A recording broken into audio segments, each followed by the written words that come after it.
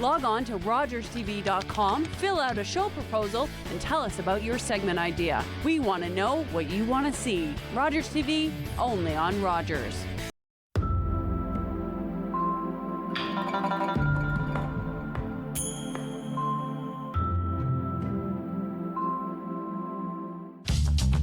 This program is brought to you by Ignite TV. Now you're in command. Visit Rogers.com for more details.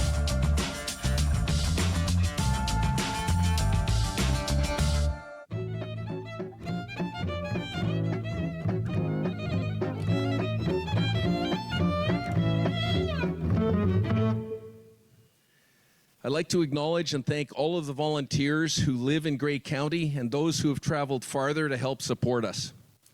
Thank you to the staff here at Cobble Beach and the Cobble Beach Concours d'Elegance team based in Toronto at Access Capital. Thank you to our judges, paramedics, OPP, and others from Grey County. Today would not be possible without all of your enthusiastic support and involvement. Thank you also to our many sponsors who are listed on the board outside the pavilion. But specifically, I'd like to acknowledge our major presenting sponsor, Porsche, who's returning presenting sponsor for the last 3 years of the concours and has been very supportive, and we've had a lot of fun with them. Next, I'd like to thank GM Canada. You'll notice the reveal of the 2 Cadillacs in the front horseshoe circle when you leave today. Barrett Jackson Auctions, Bayshore Broadcasting, Bruce Power, Canadian International Auto Show held in February have been great supporters.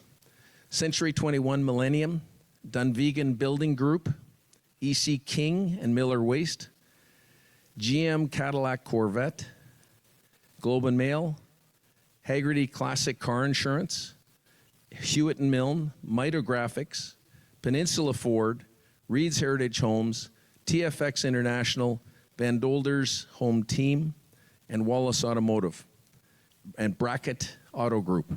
Thank you very much. Now, let's see. Oh, good. I'd like to acknowledge all of our special guests today, and I'd like to start and introduce John Capella, who's the CEO of Porsche Cars Canada, our presenting sponsor. Thank you, John. Thank you, Rob. My name is John Capella. I'm President and CEO of Porsche Cars Canada. It's an absolute honor to be here, surrounded by so many incredible automotive enthusiasts. This is truly an exceptional display of automotive history and heritage, and it's just great to be here. This is a very special year for Porsche.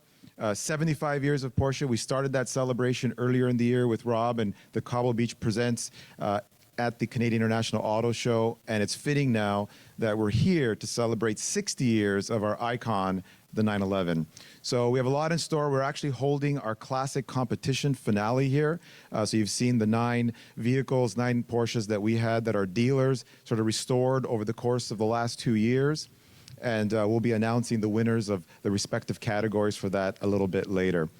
Of course, that heritage has led to, of course, our current products. And as you come in, we have a great display there of some of the current products that we have, including our 911T in manual, which I know a lot of people are fans of, our GTS models. We have our SUVs there. We have a special edition 911 there, the Dakar. And we also have a Ruby Star Neo 718. So a lot there. And of course, in the front, we have the future with our Taycan in a paint to sample. So all in all, this is a great day, but I have to say it is truly, truly impressive that despite some of the weather, the attendance here is outstanding. And I really want to thank you all for staying throughout the afternoon here and standing and waiting for the final ceremony here. Truly, truly impressive, Rob. And I want to thank you, Rob, for organizing such an incredible, incredible event here. Thank you. Thank you very much. Thank you, John. You can see why we have such a great sponsorship. They're so wonderful. I'd like to introduce Rick Byers, the MPP for Grey Bruce Simcoe, to say a few words. Thank you very much, Rob, and good afternoon, ladies and gentlemen. Just great to be here. What a beautiful show it is, and I know the weather caused a little bit of a challenge during the day. I want to reassure you, ladies and gentlemen, that weather is not a provincial government responsibility. So, but well done to you all, to the presenters, and to everybody for hanging in there and running. What a beautiful show. I mean, my goodness, when I was going up and down and touring the vehicles, the makes and the models, it's just absolutely extraordinary. And it's like going back in time and seeing a different era. And there I was looking at how clean they all are. That's how clean I look at the engine block, and I think it was cleaner than the dinner plate I had supper at home last night. So it's just extraordinary. To the presenters, you know, I'm going to have to go and get in my 150 and give it a bath when I get home. But folks, just want to say, and to Rob and to you and your dear bride and your family, what an extraordinary show this is. Congratulations for your having run it so long, and the impact that it has on our Grey Bruce community is just extraordinary. So grateful for you for doing that. It's an important event we all look forward to. So with that, great to be here with you all, ladies and gentlemen. Thank you to all the volunteers, sponsors, everyone involved in putting this show on. Thank you to the presenters for coming, many of you from a long, long way, and good luck to you all this afternoon. Thank you very much. Thank you so much, Rick. I have to tell you, there were some special guests we were going to be introducing right now who had to leave early. They were very disappointed because they saw the field and they went, "We want to be here for the awards." Anyway, Bob Boniface and Sharon Gauchi of GM USA. Sharon is the worldwide director of Buick Design and GMC Design, and Bob Boniface is the director of North American Buick Design. They did the selections for the McLaughlin Legacy Award that will be presented later today. I'd now like to introduce Ed Lucas. And you're going to notice I'm going to go a little bit quickly because I'm going to try and rush us through a lot of this so that you get to see these cars in motion. Ed Lucas is a lifelong car enthusiast, former director and chief judge for the Classic Car Club of America. He's been judge at all the prestigious concours in North America, and we're so lucky to have him as our master of ceremonies. Over to Ed Lucas. Thank you very much, Rob. It's an honor for me to be here with you again, all 9 years, and I'm looking forward to next year. It's a thrill for me to be here, ladies and gentlemen, and I'm from Detroit. My mother was born in Ontario, so I have great affection for Canadians, and especially all the automobiles that are here. We're ready for, we have cars lined up, Rob? I would like our chief judge to come forward, and he has an award he'd like to present. That's to Bob Ford, if he's doing that. Thank you. Thank you very much, Rob. I've lost the mic.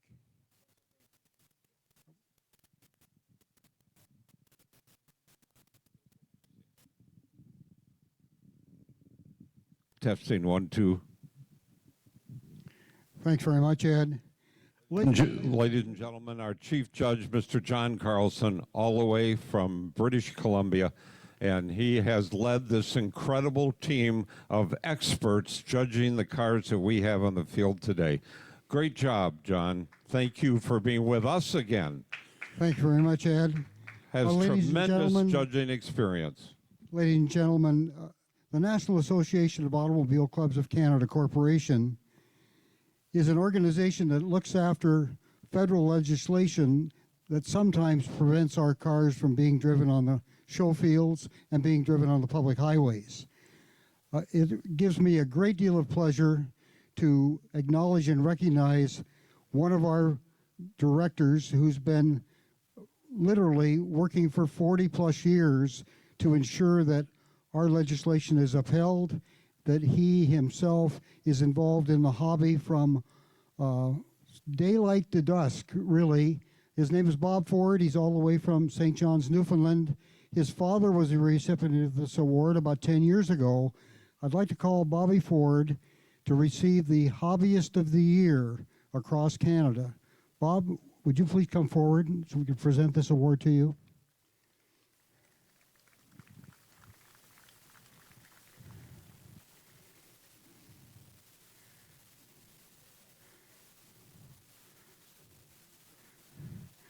Here he comes. He's running across, he's galloping across the field.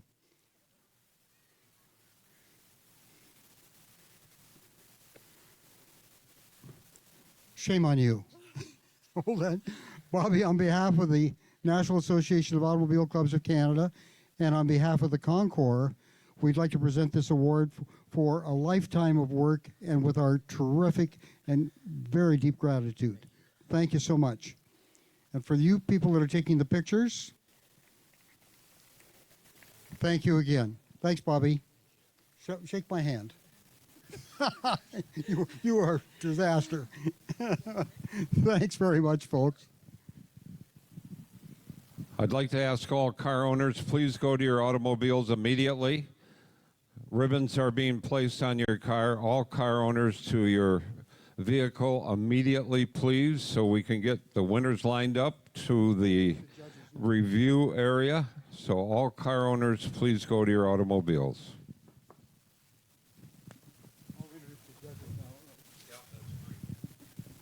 As I call your name, could I ask the judges to please come up on the stage? And there's going to be a photograph taken and all. Ladies and gentlemen, these judges come from all across the United States and from Canada and from Europe as well. And it gives me a great pleasure to introduce the following. And as I call your name, would you please come up? Doug Adams, Andy Anderson, Bill Armstrong, John Ballard, Miss Charlie Becker, Martin Beer, Stephen Beer, David Carlson, Blair Chisholm, Chuck Stanford, Bob Ford, Richard France, Randy Ganathan, Jean-Yves Gauthier, James Herbert, Don Hopwood, Fred Johansson, Terry Johnson, Doug Keith, Conrad Lillivery, Stephen Locker, Don McDonald, Morley McDonald, Jeff McLeese, Paul McLeese, Stephen McLeese, Mel Mann, Ms. Alex Marsland, Paul Martin, Rick Mikulski,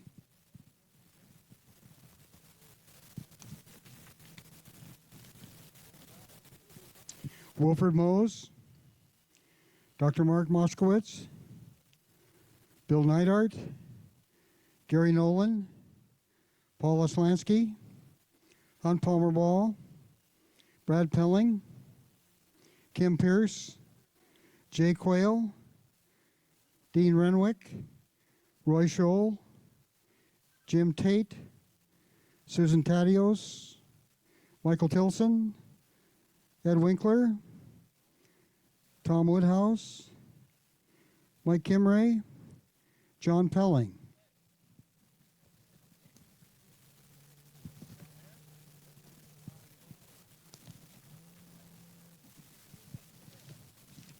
Ladies and gentlemen, we also have a group of shadow judges, and if they're in the audience, I certainly would like to have them come up and be in this picture as well. Shadow judges are very important because they're kind of the heart and soul of the hobby, because they're the ones that are going to take we older folks' place. Nicholas Marchese, Ryan Godin, Patrick Rizzo, Steve Sharif, John Carmichael Jr., and John Pomeroy. So thank you very much for all the hard work, ladies and gentlemen. We really appreciate your efforts, and we couldn't do this job without you.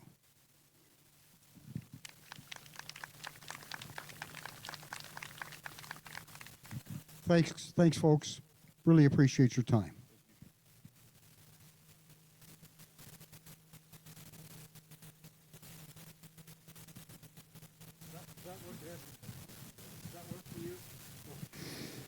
All car owners, please go to your automobiles. If you have a collector car in the field that's been judged, please go to your automobile immediately so we can get the winners lined up and bring them up here for you to see these award-winning cars. And this is a very special part of our awards celebration.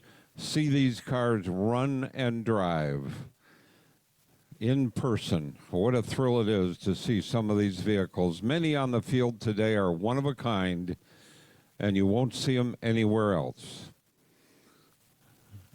And John Carlson, our chief judge, thank you again for your dedication to the judging task here today at the 9th annual Cobble Beach Concours d'Elegance. What a great team of judges. All the expert in the world right there on collector cars. That's amazing. What a group of judges to go over these very fine cars.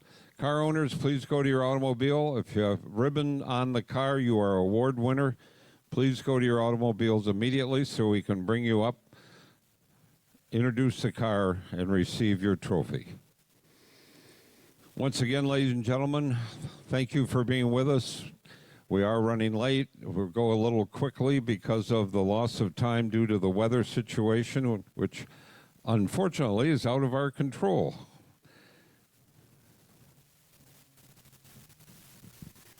I also wanted to mention that this year during this event, there were fashion awards. The ladies that chose the fashion awards were Rosemary McLeese, Karen Winkler, Keenan Greenfield, and Susan Betty Hughes. So thank you very much, ladies, for all your dedication and hard work for that.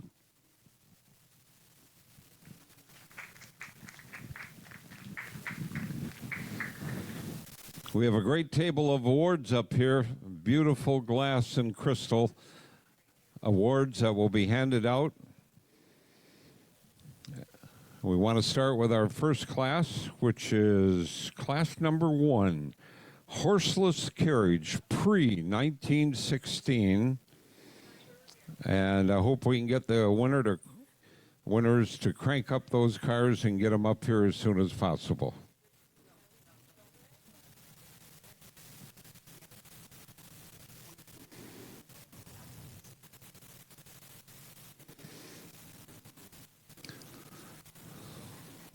Thank you to our presenting sponsor, Porsche of Canada, for being with us again this year as a presenting sponsor. Thank you to GM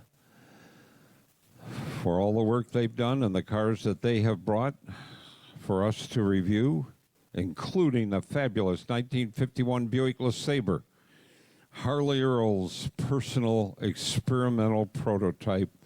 He loved that car so much he put 45,000 miles on it. Dual fuel tanks that'll run on gasoline or methanol. David, good job. Thank you. Rob, do you want to say anything? No?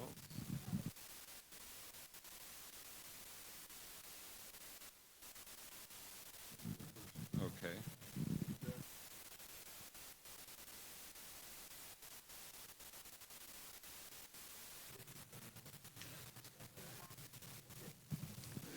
Ready to go.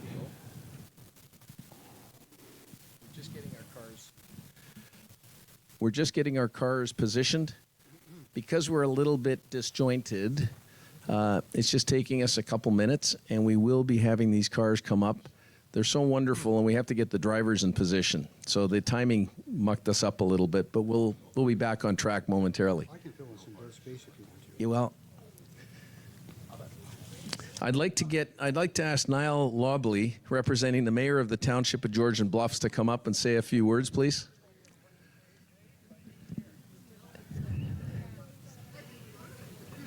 Thanks, sir. Good afternoon, ladies and gentlemen, and thank you, Rob, for the introduction. I'm here on behalf of Mayor Sue Carlton, who unfortunately couldn't make it this afternoon. I know this is a highlight in her calendar, so I know she will be sorry to not be here. But on the plus side, that means I get to be here. So thank you ever so much for the invitation. So welcome to Cobble Beach, and I know that on behalf of Mayor and Council of the Township of Georgian Bluffs, we could not be happier that Cobble Beach picked Georgian Bluffs to be its home and home for the Concours d'Elegance this year and every year for the last 9 years.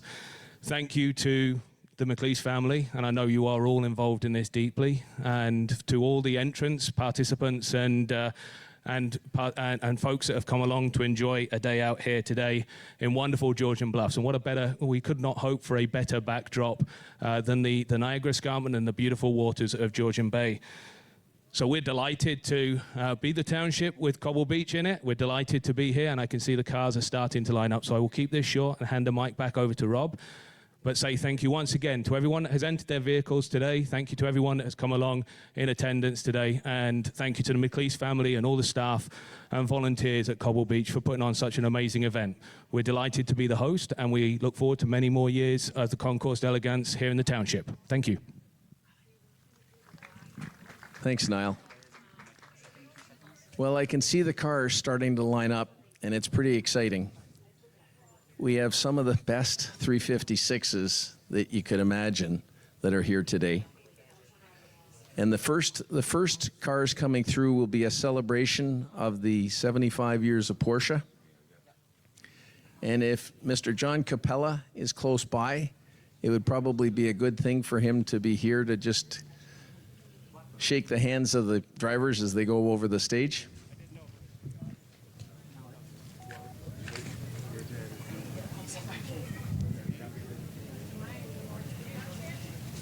Okay, so what's going to happen?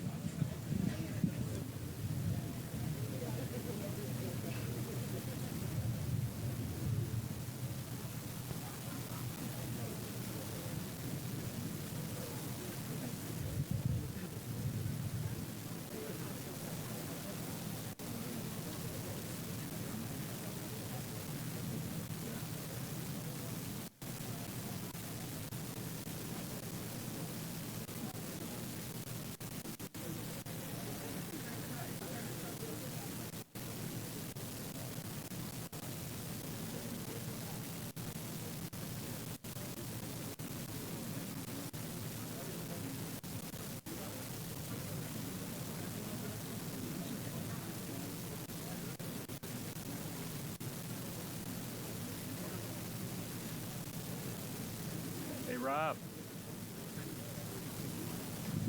Hey, go ahead. Rob, we have somebody to direct them on the other side. Porsche 356 pre-8. Rosie, can somebody go and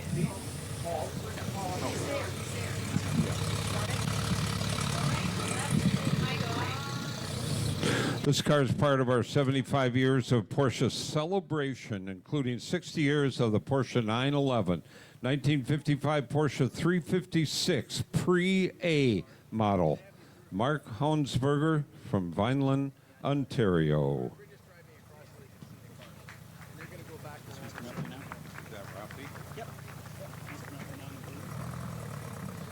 Our next Porsche, 1958 356A Speedster Rafi Nalbandian from Toronto. Wow. 356 Roadster, beautiful vintage Porsche. What a great selection of Porsches on the field today.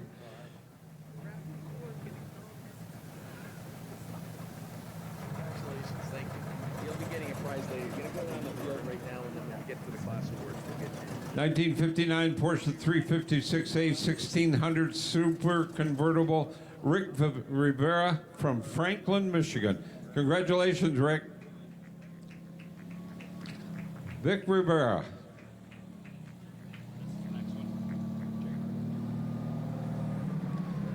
Up next, 1959 Porsche 356 Carrera, Jerry Barth from Toronto.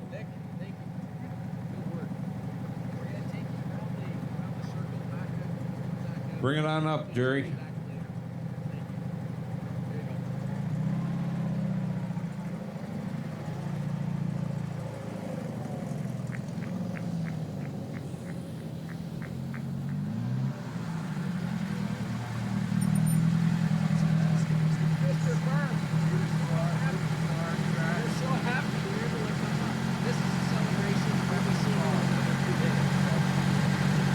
Coming up next, 1976 Porsche 911 S. a 911S Targa. 76 Porsche 911S Targa, Bill Rodzinski from Aurora, Ontario. Rodzidis, Bill, thank you. 911S Targa, 76 Porsche. Good. Yes. Nice. You have the best license plate for all of us. Yeah, that's the perfect license plate. Good work. Thank you very much. You're just going to go around the circle, and then we'll get you back later. Thank you. Our next fabulous Porsche 1981 930 Turbo, Porsche Center, Victoria, BC. Look at the size of that whale tail. Color keyed wheels from Porsche Center in Victoria, BC, a 930 Turbo. A world-class sports car.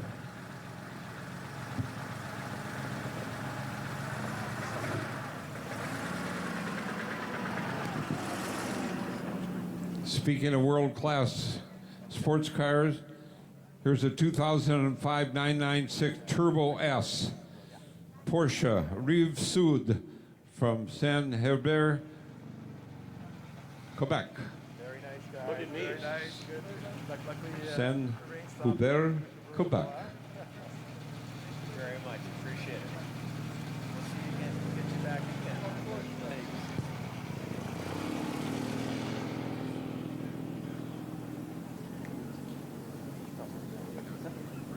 That's perfect for here. Yeah, isn't it? 2023 Porsche 911 Dakar, Porsche Cars of Canada, display only. Fabulous rally car, Porsche 911 from Porsche Cars Canada. It's a great car. Is it fun? 2023. Wow. Yeah. There's a world-class. You're going to go around the circle.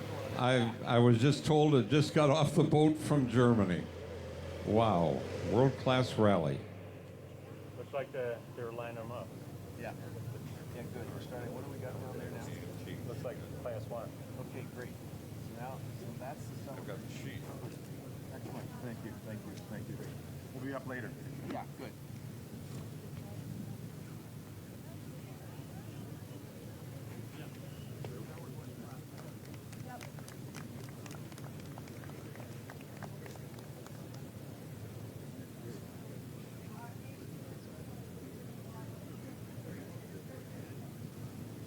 On to our next class, which is class number 1, horseless carriage pre-1916.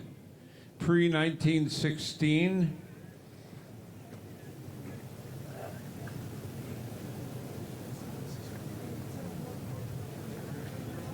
This is our third place car in class 1 horseless carriage, 1910 McLaughlin Model 8. Mark Farrow is the owner from Ancaster. Ancaster, Ontario. Maroon body, black fenders, white tires, which were available back then. And look at all the bright works, all the brass. Way before chrome plating came into existence, everything was polished brass. That's a 1910 McLaughlin Model 8.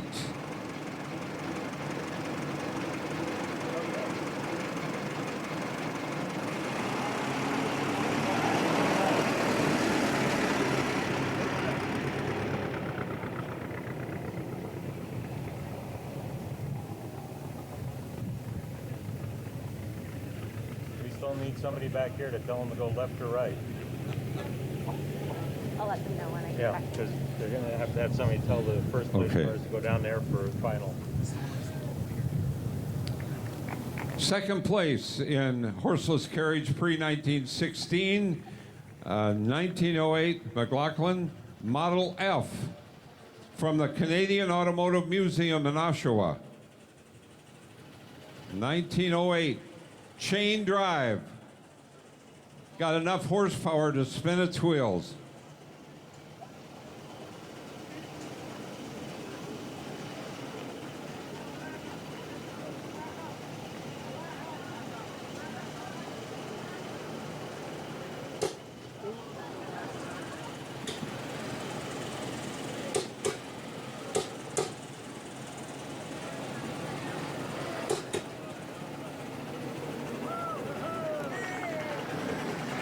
All it takes is a little push.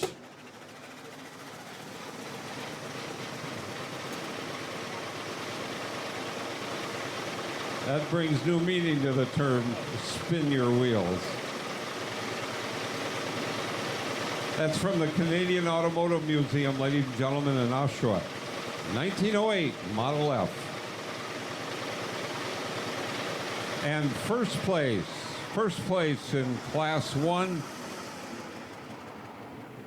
1909 Buick Model 10, the fabulous Buick Model 10. They were all painted white. Look at the polished brass. Owned by Tim and Betsy Turvey, Oakland, Michigan, just outside of Detroit. It's a Buick, one of those better Buicks. When better cars are built, Buick will build them. And there's an 09. They were all painted white back then, believe it or not. So if you got a Ford, it was black, but the Buick was white. Polished brass, way before chrome, beautifully restored. Owned by Tim and Betsy Turvey, Oakland, Michigan. Those are the winners in Class 1.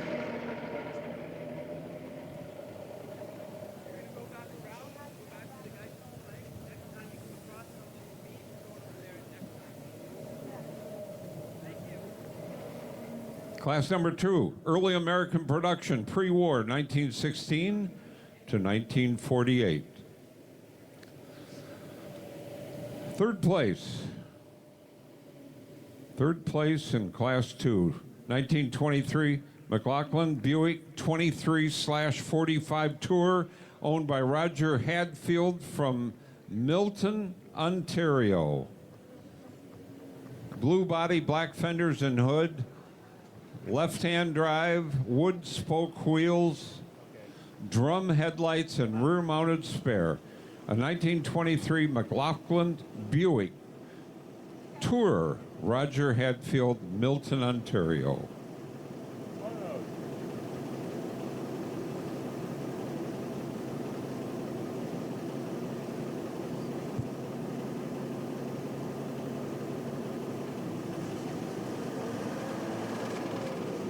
Next car, second place in Class 2. 1935 Buick Model 46C Roadster convertible with rumble seat and dual side mounts and a luggage rack and dual taillights. Dark green body, yellow wheels, white walls, owned by Jack and Cheryl Gallagher from Bethesda, Maryland. Buick 1935 46C convertible roadster. Second place in Class 2, Jack and Cheryl Gallagher, all the way from Bethesda, Maryland. Thank you.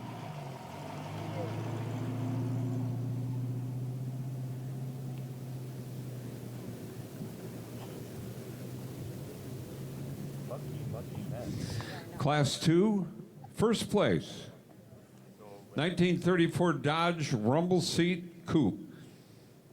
5-window coupe Dodge Danny Clacko from Oakville, Ontario. 1934 Dodge. Dual taillights, luggage rack, white walls, side mounts, and a rumble seat. Oh, if those rumble seats could talk.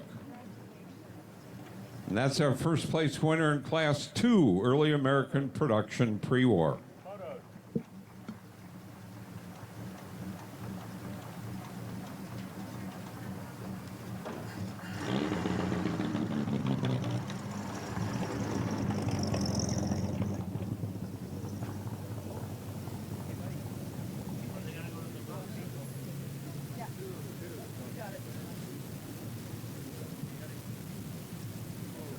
We will have the winners in Class 3, American Full Classic 1915 to 1948, just as soon as they show up. Just going this way now?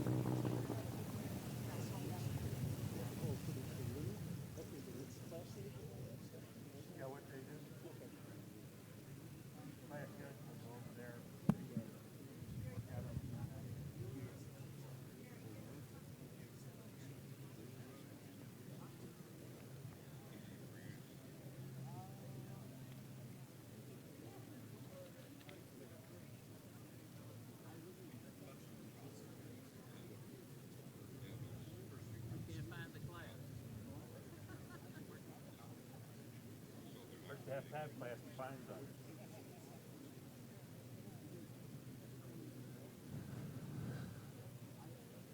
Well, that sure is an improvement. World's longest ping pong.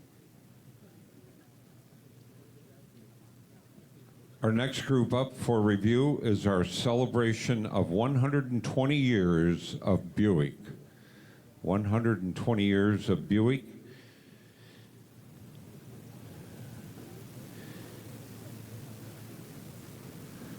We've had the three of them cross already. The 1908 McLaughlin from the Canadian Automotive Museum, a 1910 Buick, 1909 Buick Model 10,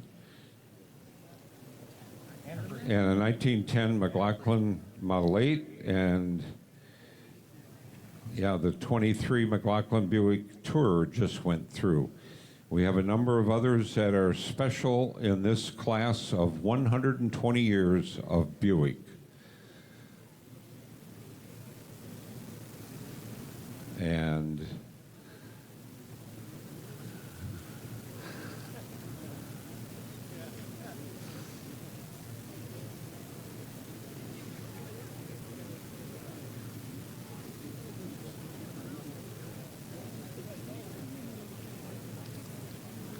they're going to drive through so everyone can take a look at our celebration class of Buicks.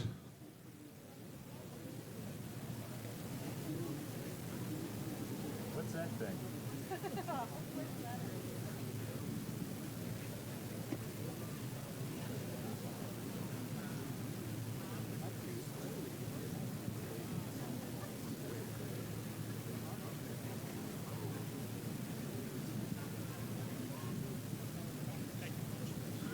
That's interesting. A 1908 McLaughlin that we had through from the Canadian Automotive Museum was sold new here in Cobble Falls, purchased back by GM in 1937, and they've had it ever since, and it runs and drives.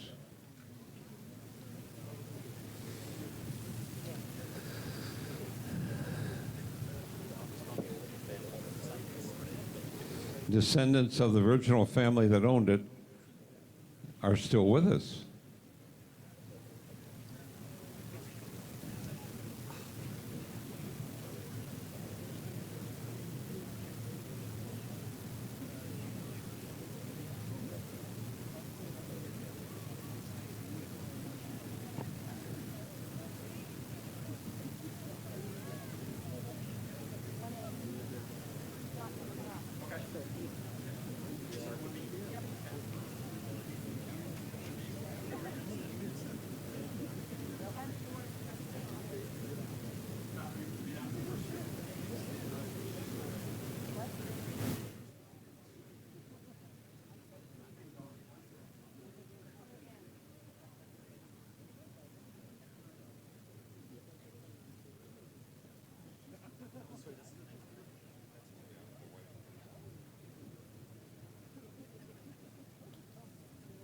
"120 years of Buick." Here's a 1910 McLaughlin, I'm sorry, a 9, Model 10.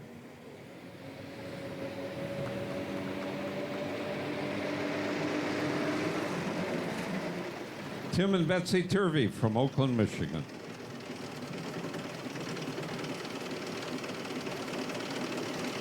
Here's our 1910 model, owned by Mark Farrell from Ancaster, a Model 8.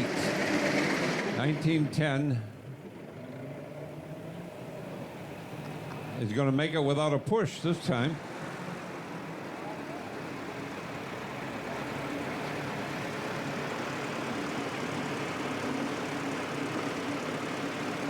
Our next feature car from the class of 120 years of Buick, a 1913 McLaughlin, Model 25, John and Susan Smith from Oro Medante, Ontario, 1913.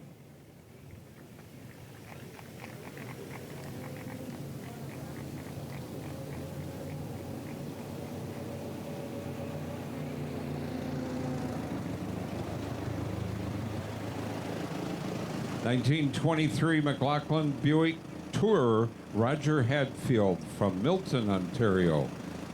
Come on up.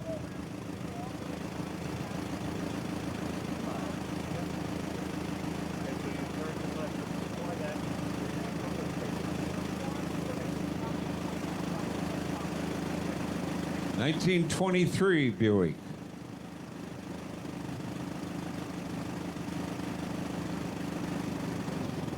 Wooden spoke wheels, drum headlights,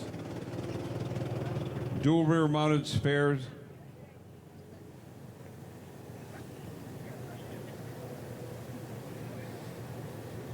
Roger Hadfield.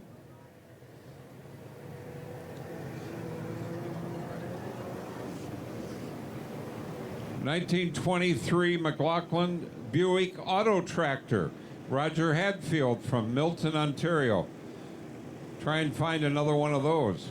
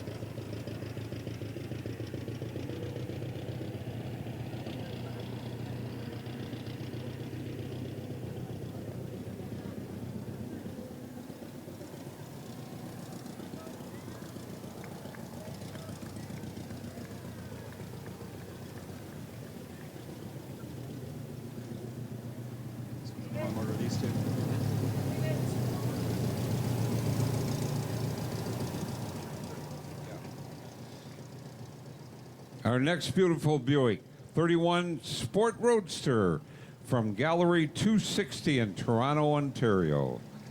Gallery 260, beautiful 31 Buick Model 94 Sport Roadster. Rumble seat, dual side mounts, chrome spoke wheels, white walls, luggage rack, and a box on the back. Put the top down, fold the windshield down, and you've got a very sporty open roadster from Gallery 260 in Toronto, Ontario. Up next, from the same owner, a 32 Buick Model 96C convertible coupe.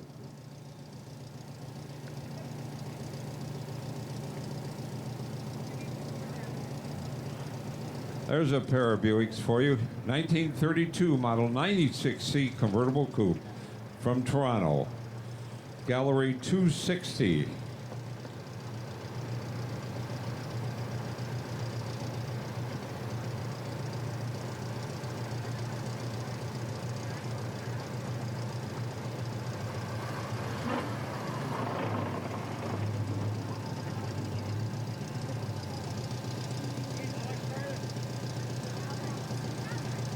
(1935) Buick Roadster convertible with rumble seat, Jack and Cheryl Gallagher from Bethesda, Maryland.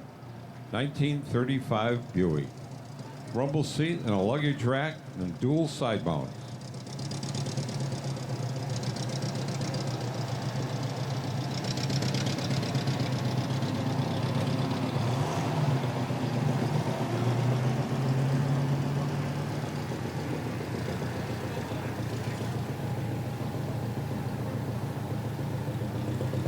Yeah, that's the starter, Rob.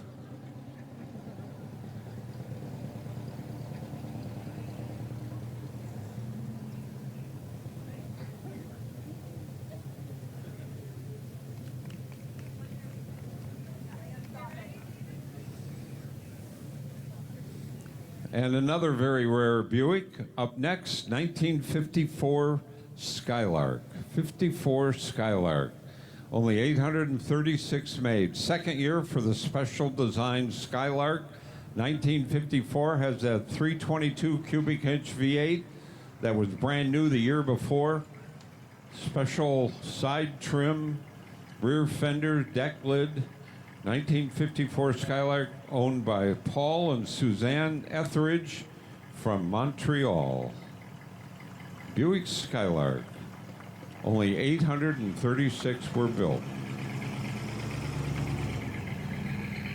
All right, ladies and gentlemen, here's one of the most valuable cars in the world, the 1951 Buick LeSabre, custom built at GM Design for none other than the Vice President of Design, Mr. Harley Earl.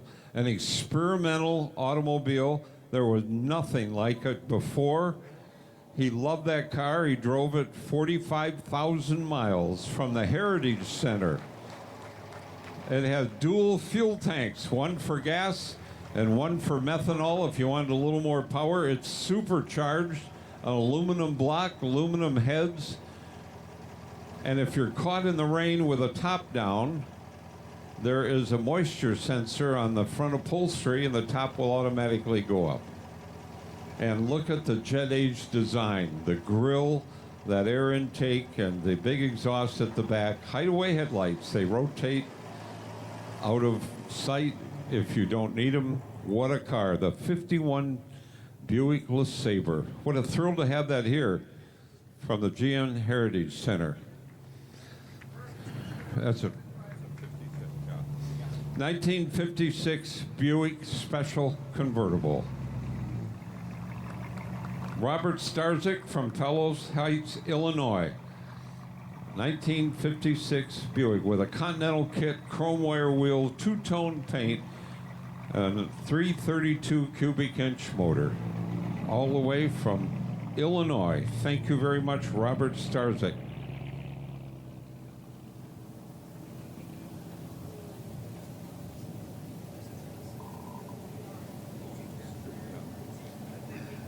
Here's the Bill Mitchell Buick Century convertible, a 1950X, a one-of-a-kind car, ladies and gentlemen, specially built for Bill Mitchell, the director of styling, owned by Steve Plunkett in London, Ontario. Over 200 special features on that automobile, as designated by Bill Mitchell. Side exhaust ahead of the rear wheels, 322 cubic inch motor with 4 side draft Weber carburetors. What a special find. It came out of a barn in Zeeland, Michigan. The only Buick made with an all red chassis at the factory. Vern Smith owns this giant 1958 Buick Limited convertible, one of 839 made, all the way from Swift Current, Newfoundland. 839. Fabulous Buick convertible. Thank you, Vern, for making that trip.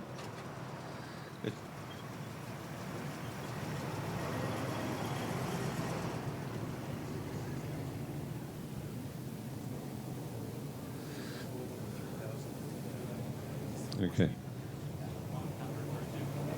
Wow. A Wildcat. Buick's high performance model. 2-door hardtop. Colonel Andy Starr from Waterford,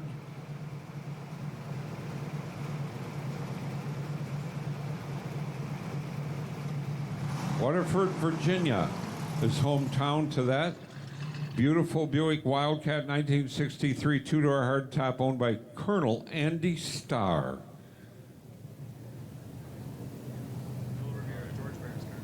Ah, the George Barris Riviera. Thank you, George. What a great job you did customizing dozens and dozens of automobiles back in your day. The king of the customizer, George Barris, reworked this one. A 1963 Buick Villa Riviera, owned by Jeffrey Goldstein from Warwick, Rhode Island. George Barris Custom. What a talent.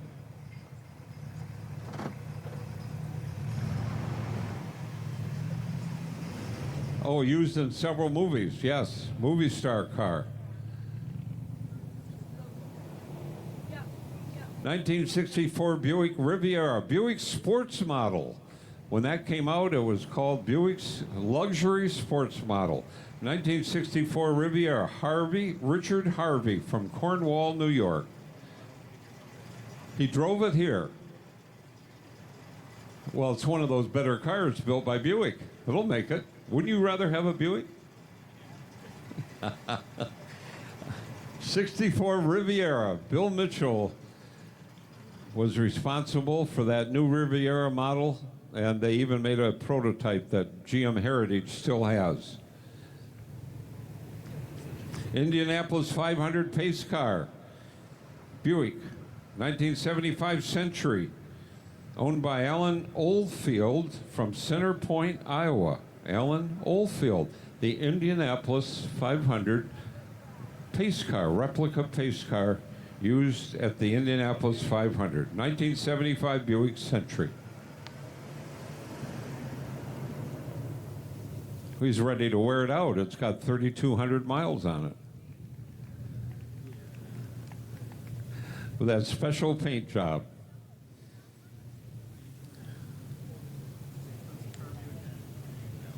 '82 Buick Riviera convertible owned by Danny Brackett from Orangeville, Ontario. Very, very few convertibles made. That was a $9,000 option if you wanted the convertible over the hardtop.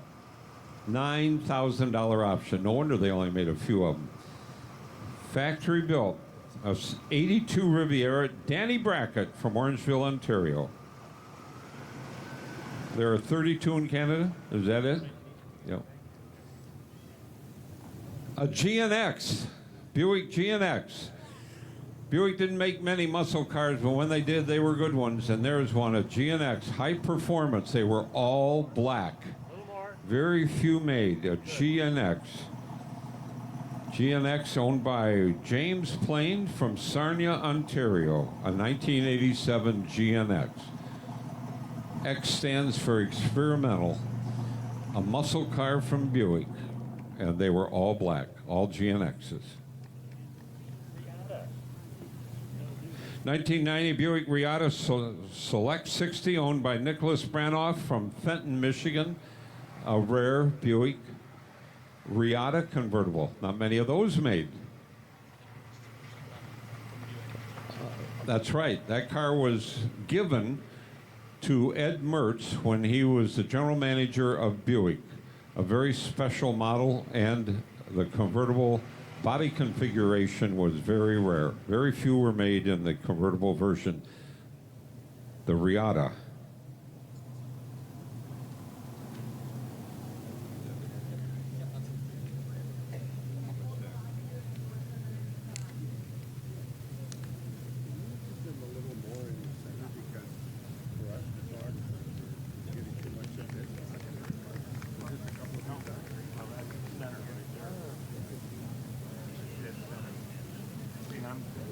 Class 3, American, full classic, 1915 to 1948. Third place, 1931 Buick Model 94 Sport Roadster, owned by Gallery 260 in Toronto, Ontario. Fabulous restoration, luggage rack and box on the rear, dual side mounts, fold-down windshield, 1931 Buick Sport Roadster from Toronto, Ontario.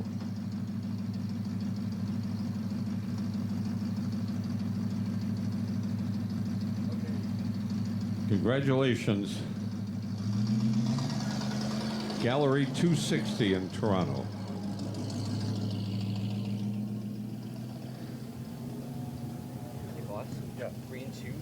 Second place in Class 3, 1929 Duesenberg Model J Murphy Roadster, owned by Dwight Schaumbach from Carrollton, Virginia. Model J, the fabulous Duesenberg. It's a real doozy. 265 cubic inch straight 8 double overhead camshaft, 4 valves per cylinder, and hemispherical combustion chamber. Only 475 were made. Interestingly, almost 300 are still in existence. This is an early Murphy, has an experimental front bumper, though total history is known. The very desirable Murphy Body Company Roadster.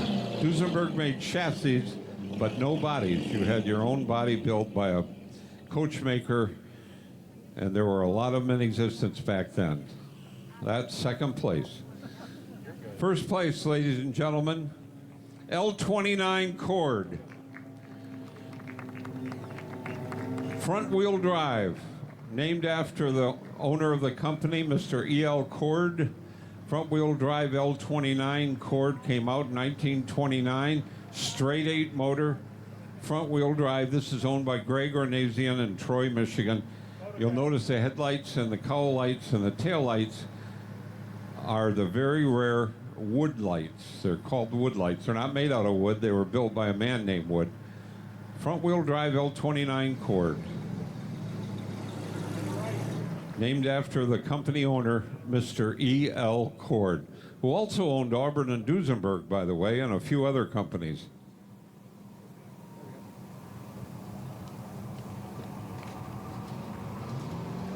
Class 4. Third place, 31 Rolls-Royce 2025 Park Ward Saloon, owned by Bob Thompson from Port Elgin, Ontario.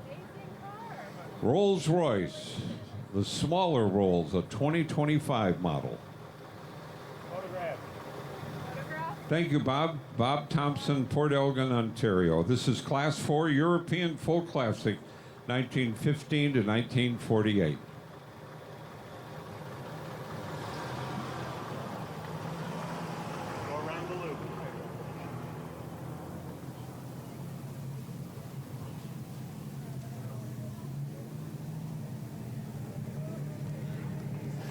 There's a wild one, ladies and gentlemen, from Peugeot. From Peugeot, 1938 402 Dalmat Special Sport Roadster. Look at that Art Deco styling. Simulated boat tail pontoon fenders from Ted and Mary Stahl Collection in Chesterfield, Michigan. A Peugeot Dalmat Special Sports Roadster, second place. 1938 model. Thank you to Ted and Mary Stahl in Chesterfield, Michigan.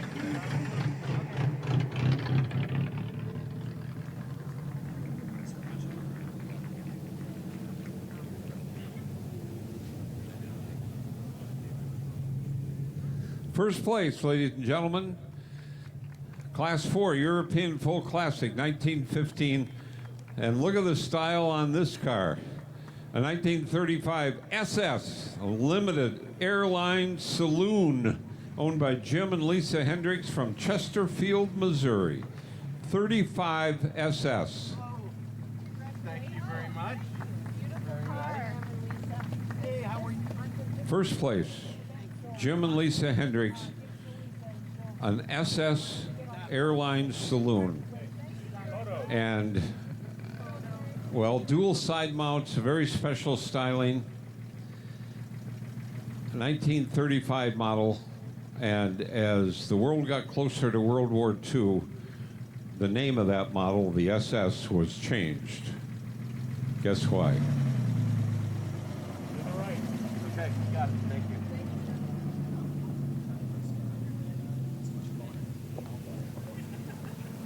We're moving pretty. Class 5 European Sports Classic, pre-1975. Third place, 1967 Alfa Romeo Giulietta Sprint GT Veloce. Wicker Francis from Malvern, Pennsylvania.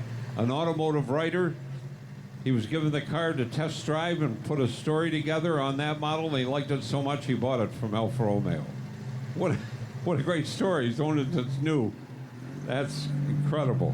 1967 Alfa Romeo Giulia Sprint GT Veloce. Wicker Francis, Malvern, Pennsylvania. Speaking of world-class cars, how about a Jaguar Roadster? XK 140. 1956, Brad Marsland from Waterloo, Ontario. Second place, an XK 140. So-called 140 because it would do 140 miles per hour.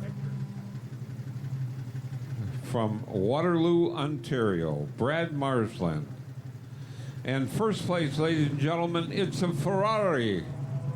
The world's sports car, 1972 Dino 246 GT. A Dino Ferrari, named after Enzo Ferrari's son, Dino. 1972, owned by George Henney from Toronto. The world's sports car, Ferrari.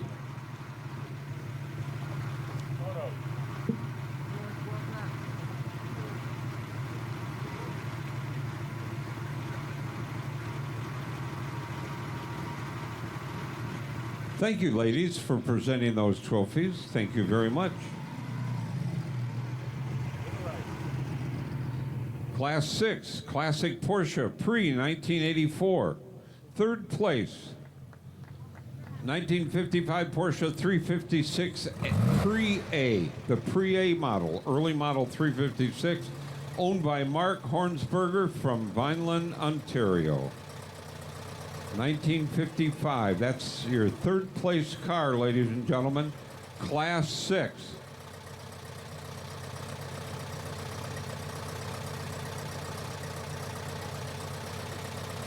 Up next, second place in Class 6, Classic Porsche, pre-1984. This is a 1958 356A Speedster, owned by Rafi Nalbandian from Toronto.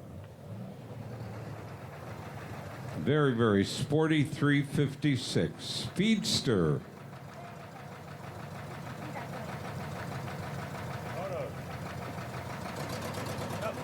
Look that way. Don't move the car. Don't move the car. And first place, ladies and gentlemen, in Class 6 Classic Porsche, a 1959 356 Carrera. Jerry Barth is the owner from Toronto. Carrera. Chrome wheels. Fastback design 356 Carrera. High performance. When you hear the name Porsche, you know it's high performance. Jerry Barth from Toronto, Ontario. Congratulations, Jerry.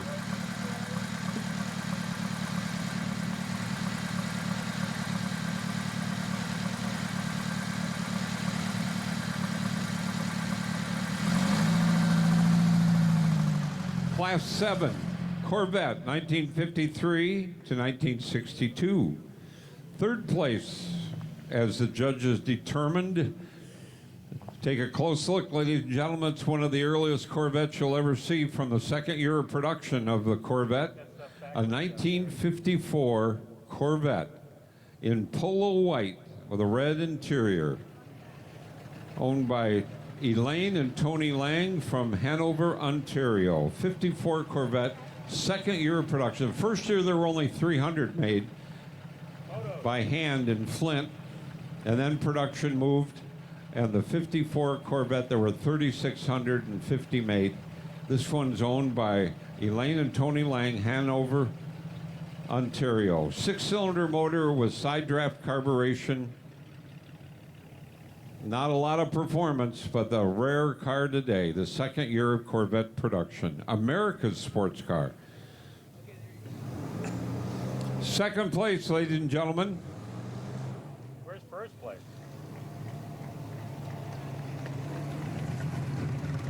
1960 Corvette, Bradley Bean from Hayesville, North Carolina. A very, very low production color. Cascade green with white coves. Hideaway convertible top.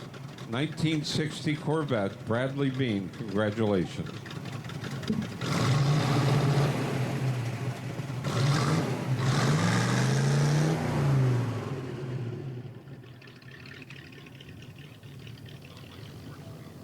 Where's first place? Class 8 Corvettes, 1963 to 1967. Third place.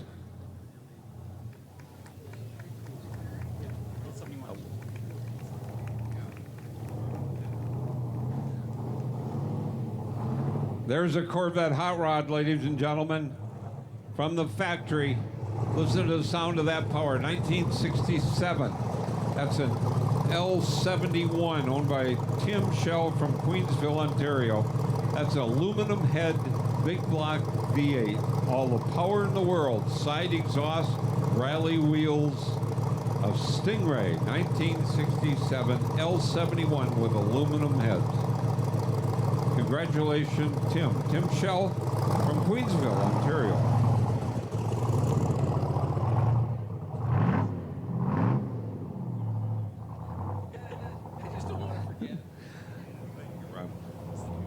Second place, the 1963 Corvette Stingray, a 63, and what a special year that is, ladies and gentlemen.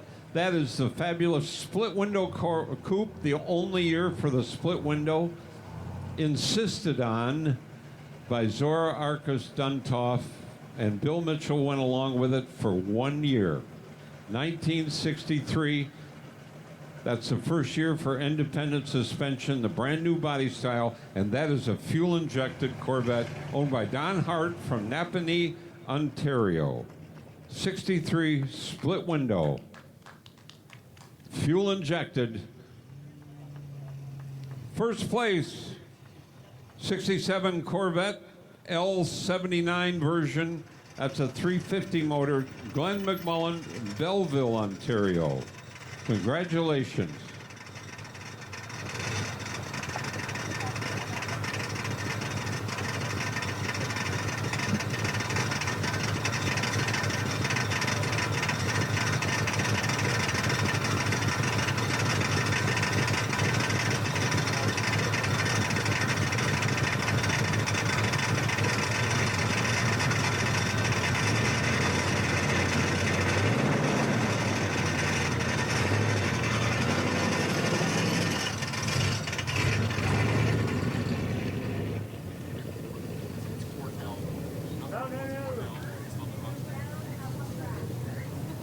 Class 9, Corvette, 68 to 73.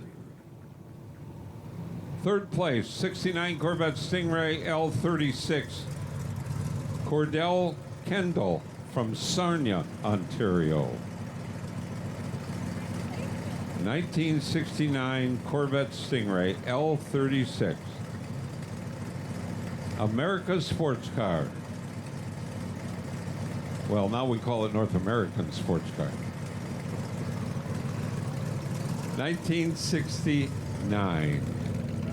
All right, second place.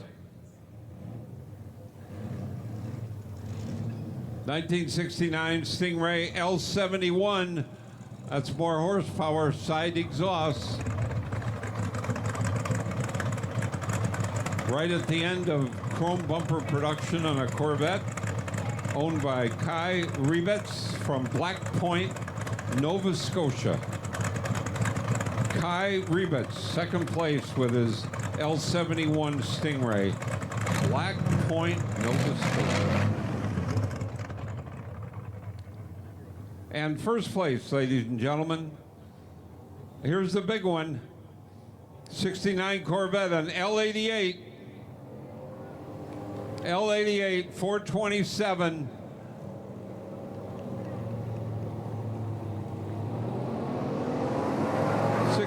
Owned by Bill Wallace from Milton, Ontario, an L88. And I believe that is one of only two L88s from that year that have the original motor and fully documented. Unrestored 20,000-mile car owned by Bill Wallace from Milton, Ontario, one of our sponsors here this weekend. One of only two with the original motor and fully documented 20,000-mile original car.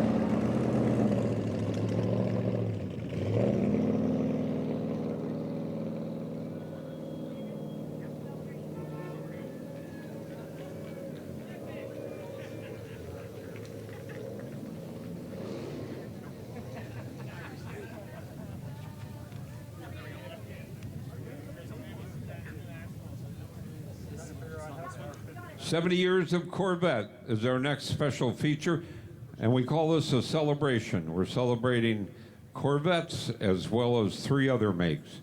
So we have several that will come up in a row.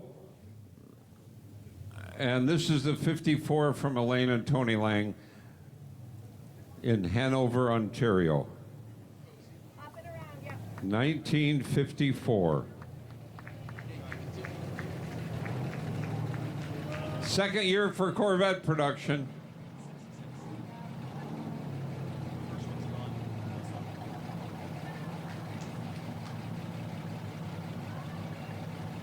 '66 Stingray 427.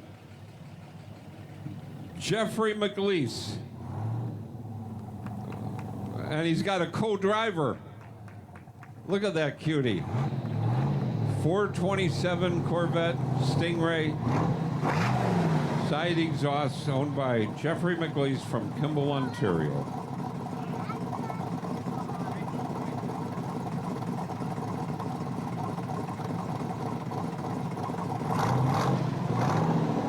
Our next special Corvette in the celebration of Corvette class, the 1996 Grand Sport.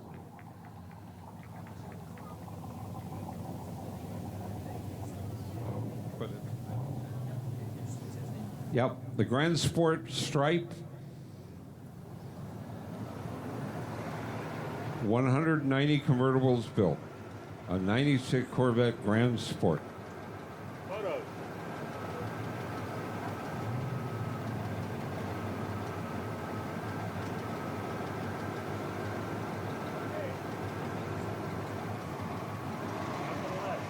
Up next, bring up our next Corvette.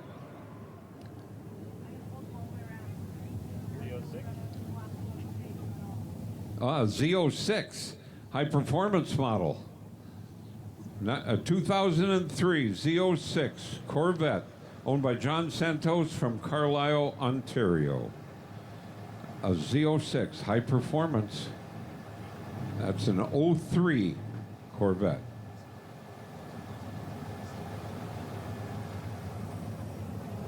And our next Corvette, an 07, 2007 Z06, owned by Ron Fellows and Sam Quigley from North York, Ontario.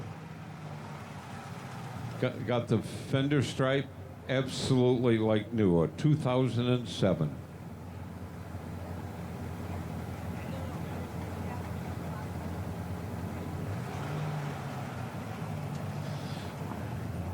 '18 Z06. Everybody's got a high-performance Corvette. That's great. You did a great job, David, finding all these cars. Look at that roadster, ladies and gentlemen. A 2018 Corvette Z06 convertible, Danny Brackett from Orangeville, Ontario. Proud owner.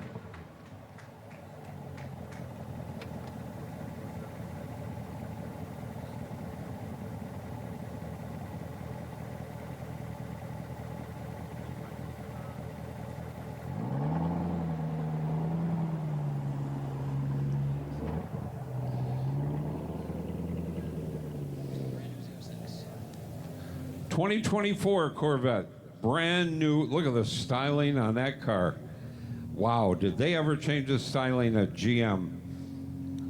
A Z06, owned by General Motors of Canada in Oshawa, brand new Corvette, 2024 model. Brand new. Big rear deck wing, incredible razor edge styling. Corvette went up several notches with the styling in 2023. That's a 24 model world-class sports car from Chevrolet.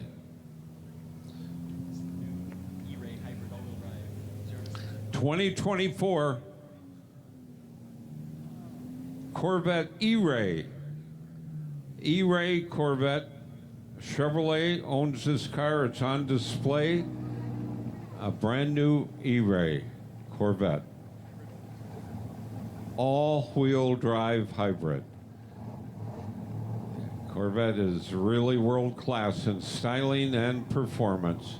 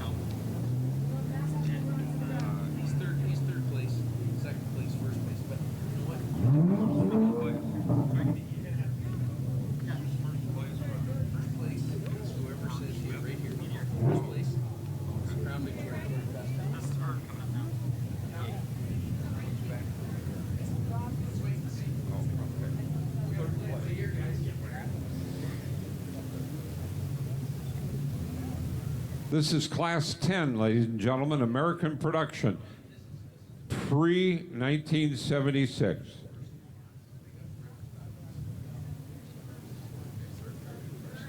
First place in Class 10, American production, first place. First place, 1956 Ford Meteor, Crown Victoria. George Bester from Cargill, Ontario. Third. What a rare car. Crown Victoria, the Canadian Ford. Meteor Rideau with Continental kit and that special grille.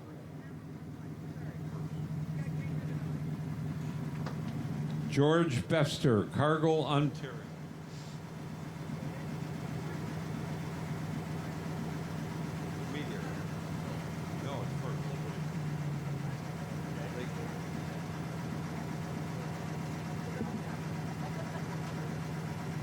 All right, second place in Class 10. We'll get it sorted out. That's first place up there. That very rare Ford Meteor, Crown Victoria. Try and find another one. Second place, a 1963 Buick Wildcat. Colonel Starr from Waterford, Virginia. Second place, 63 Buick Wildcat, big V8 motor, factory 4-speed. Buick didn't build many of those. With rally wheels, two-door hardtop, a Wildcat from Buick.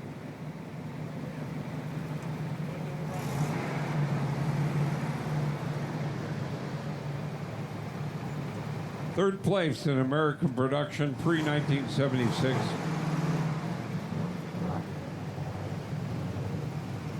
'58 Buick Roadmaster, excuse me. That's a limited.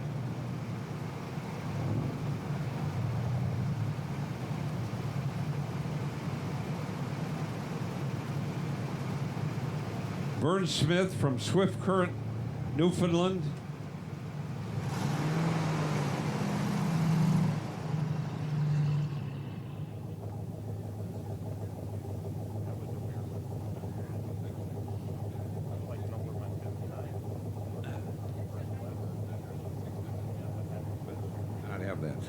Big, beautiful black Buick, 1958 Buick limited convertible. Only 839 were built.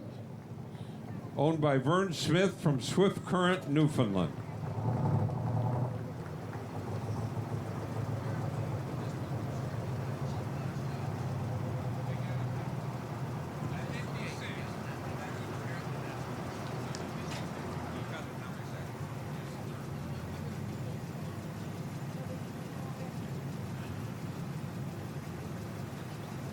Well, I've just been advised that this car is first place in this class.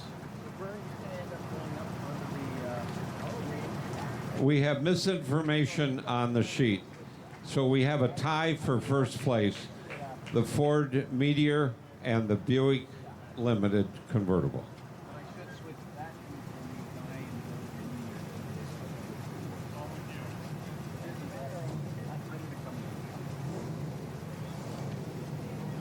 Congratulations, Vern Smith.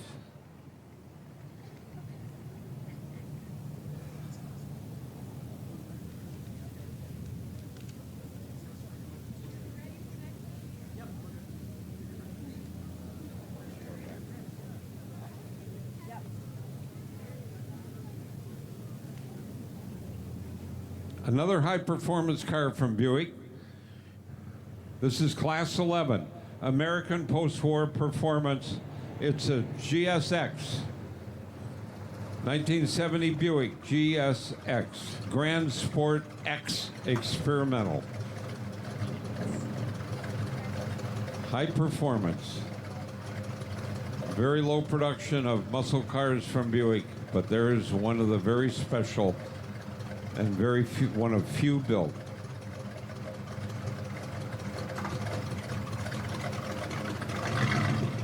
Owned by Randy Lutz from Stittsville, Ontario, that Buick GSX. Even American Motors, AMX, had a muscle car, AMC AMX. And there's an AMX muscle car from American Motors Corporation. Side exhaust, high performance V8 motor. That color is called Big Bad Green. An AMC AMX muscle car. Owned by Jeff Spratt from Port Perry, Ontario. Congratulations, Jeff. Second place car. First place. Some Mopar Muscle, a 1970 Plymouth Cuda, 446 pack, big block 440 cubic inch V8, 6-pack cowl induction system, 6-pack carburetor, a Cuda 446 pack, over 375 horsepower, owned by Donato Sakata from Burlington, Ontario. 446 pack.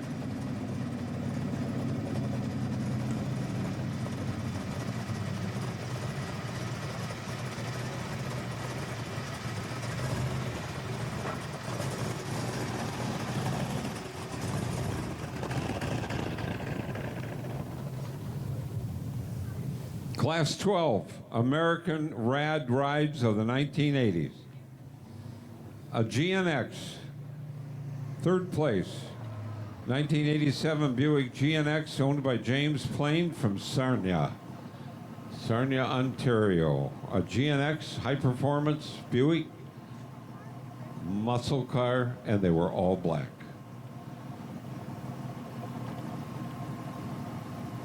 That's third place. Congratulations, James Plain from Sarnia.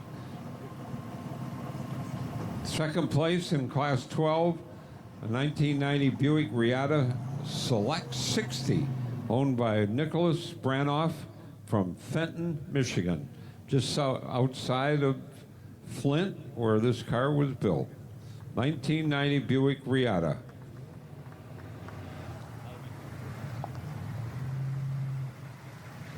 This is a car originally owned by the general manager of Buick, Ed Mertz.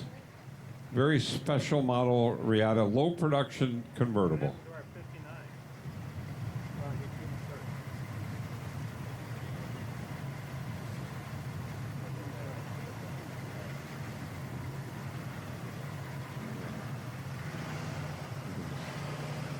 First place up next. First place in Class 12, 1986 Ford Rally Sport. 200S Rally Sport, that is a Ford. Anthony Polito from Lindsay, Ontario. Anthony Polito. Congratulations, Anthony. A Ford Rally car, 1986 Rally Sport 200S.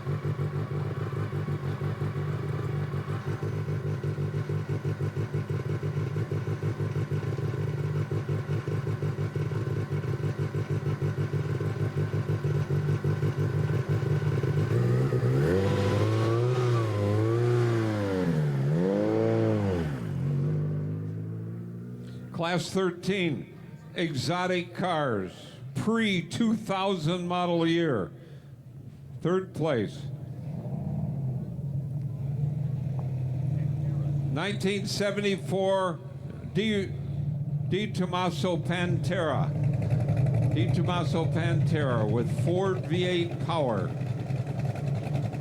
Right behind the driver. Owned by Dave Gorell, Bellefontaine, Ontario, the Di Tommaso Pantera Ford drivetrain, high-performance 351 motor. Take it to your Ford dealer and have it serviced. One special model was made for Lee Iacocca with a 400 high-performance motor. That's Dave Gorell from Bellefontaine, third place. Second place, 1980 Lamborghini Countach LP 400S, the low-body Countach. Owned by William Helque.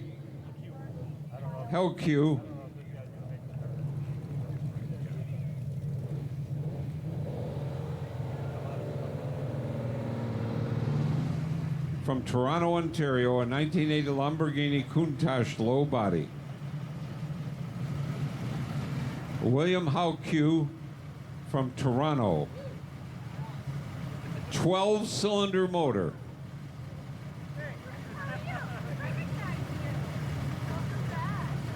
Second place. Congratulations, William. Lamborghini. Built to compete with Ferrari.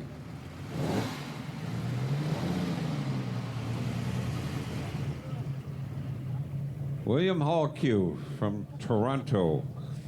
Here we go. First place, Class 13 exotic cars, pre-2000 and 1965 Lamborghini 350 GT. That has a V12 motor. One of the first Lamborghinis. Owned by David Pangarelli from Feeding Hills, Massachusetts. Feeding Hills, Massachusetts. I'll bet there's a story behind that town name. 1965 Lamborghini 350 GT, one of Lamborghini's first models. He built tractors. Wanted to buy a Ferrari, and Ferrari said it'll take several months to get it, and he said, forget it, I'll make my own car. And there's one of the early ones.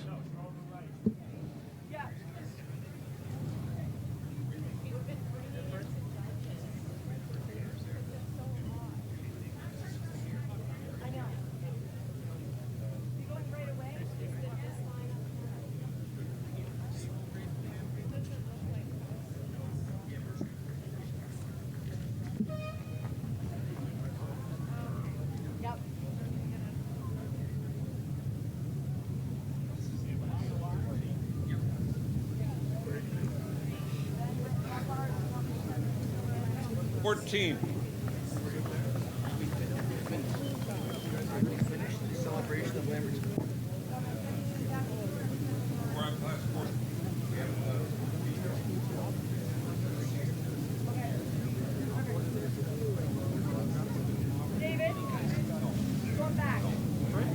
All right, our next celebration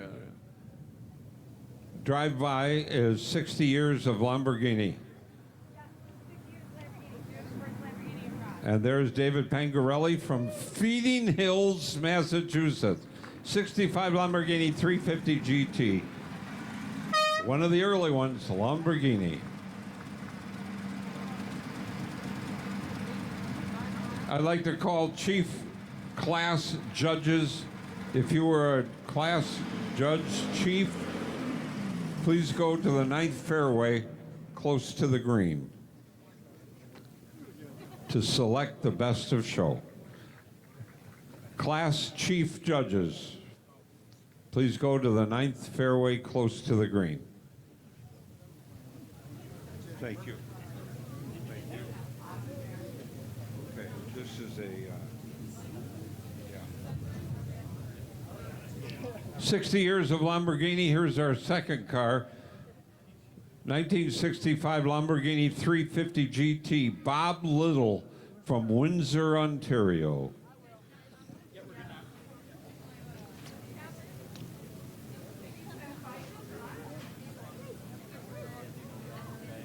Hmm?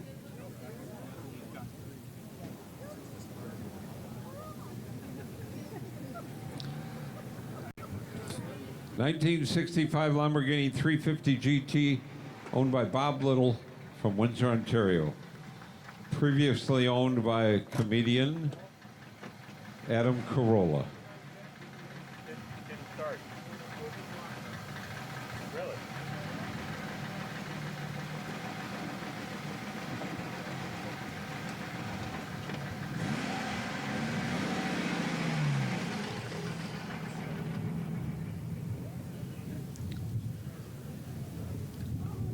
Our third Lamborghini in the 60 years of Lamborghini celebration, a 1980 Countach LP 400S low body, owned by William Hall Q from Toronto, Ontario. Let's see if that big 12-cylinder motor can pull that Lamborghini up on the awards area.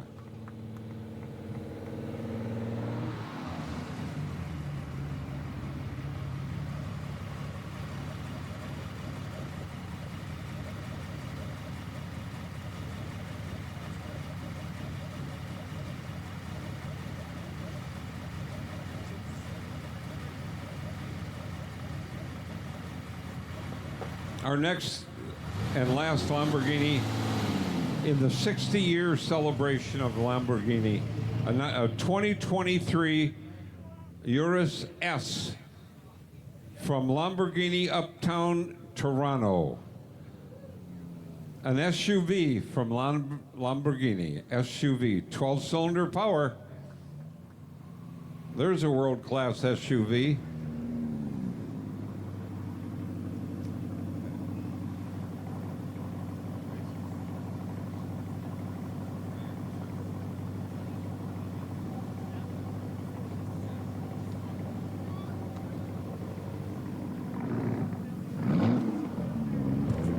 Class 14 next, custom street rods.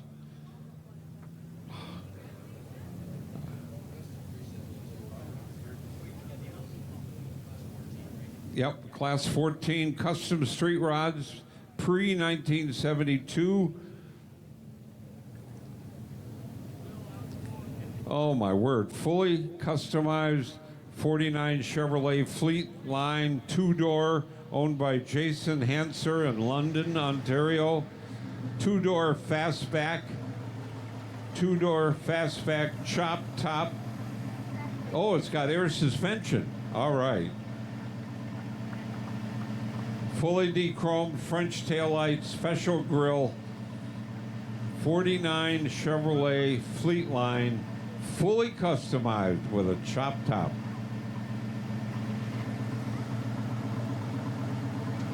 That's third place. Jason Hanser from London, Ontario. Custom street rod.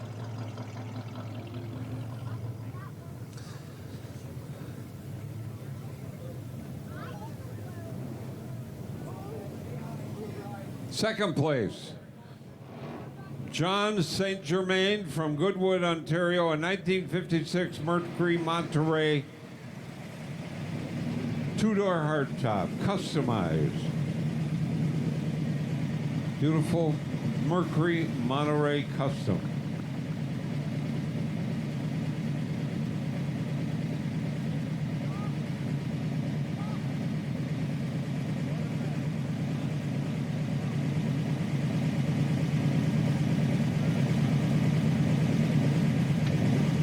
Congratulations, John. John St. Germain owns that car from Goodwood, Ontario. First place in Class 14 Custom Street Rods, 1963 Buick Villa Riviera, a George Barris Custom, first place. Built by the king of the customizers, George Barris in Hollywood, California. Buick Riviera. Jeffrey Goldstein from Warwick, Rhode Island owns that car. Another wonderful George Barris Custom. And what a talent George Barris was. He not only built them, he designed them, styled them, and then put it all together. Here's a Barris Custom. They've become very, very collectible. Congratulations, Jeffrey Goldstein, Warwick, Rhode Island.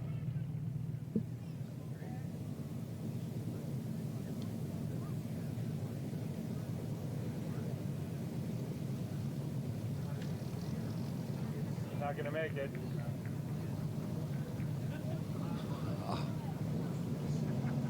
Hot rods, hot rods.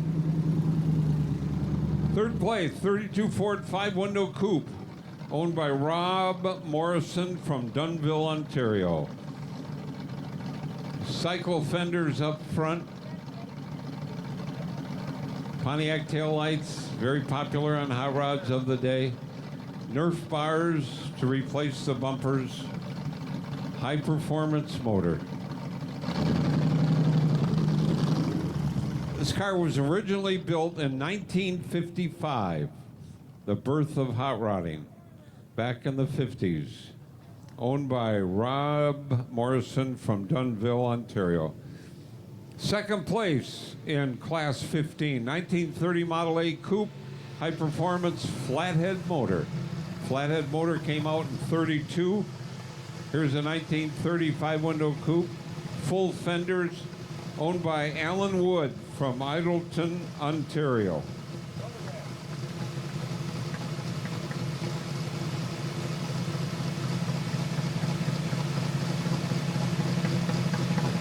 '30 Ford Model A Coupe. Congratulations, Alan. And first place, ladies and gentlemen, 1932 Ford Roadster, the Highboy Roadster. Hot rods are an American phenomenon. A fenderless Highboy Roadster, fold-down windshield, overhead valve V8, fenderless Highboy street rod, owned by Larry Hill from Oro Medonte, Ontario. 32 Ford Highboy Roadster, fenderless street rod with a fully chromed front end. Slanted, chopped windshield, chopped top, fold-down windshield. They're all different. They're all unique. A true American phenomenon, the hot rod.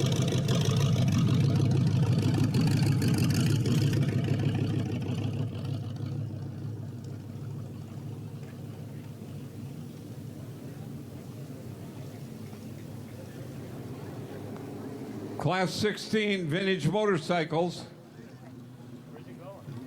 Sir, you missed your turn. Third place, a 1942 Indian. Very rare Indian.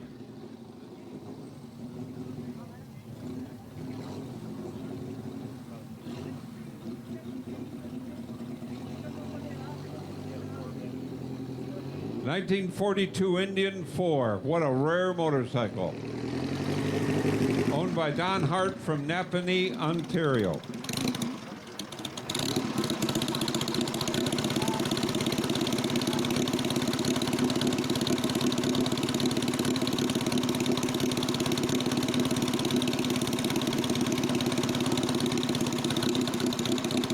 '42 Indian. Don Hart from Napanee, third place. Congratulations, Don.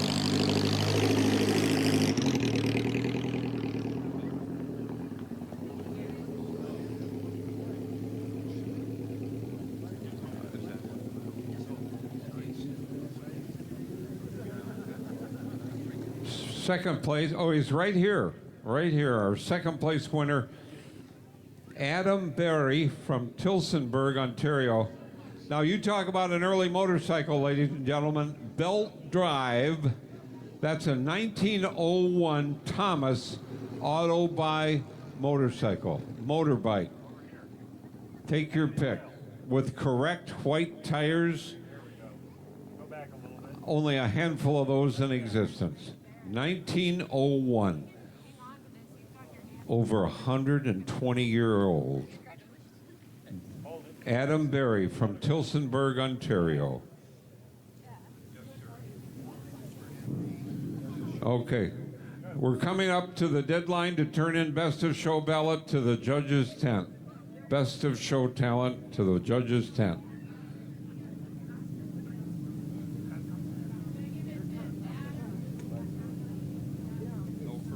This car is not going to make this.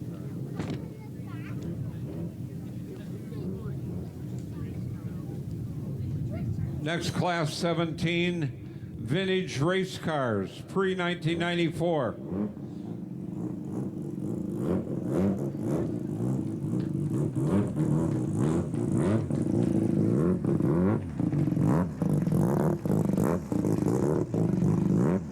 Second place, 1973 Rondell Motul Can-Am car, Sean Burgess from Markdale, Ontario. A 73 Rondell Motul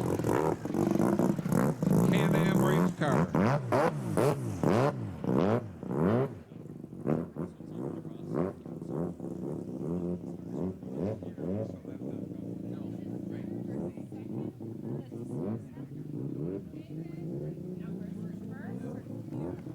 Class 18 prototype and concept vehicles. Third place in 1967 Ferguson Super Sport. Chris Atkins from Cordis, Ontario.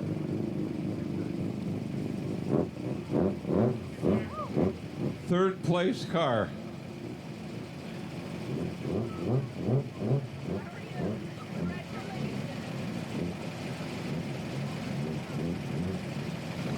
'67 Ferguson Super Sport, our third place car. Congratulations, Chris Atkins from Cordis, Ontario. Second place.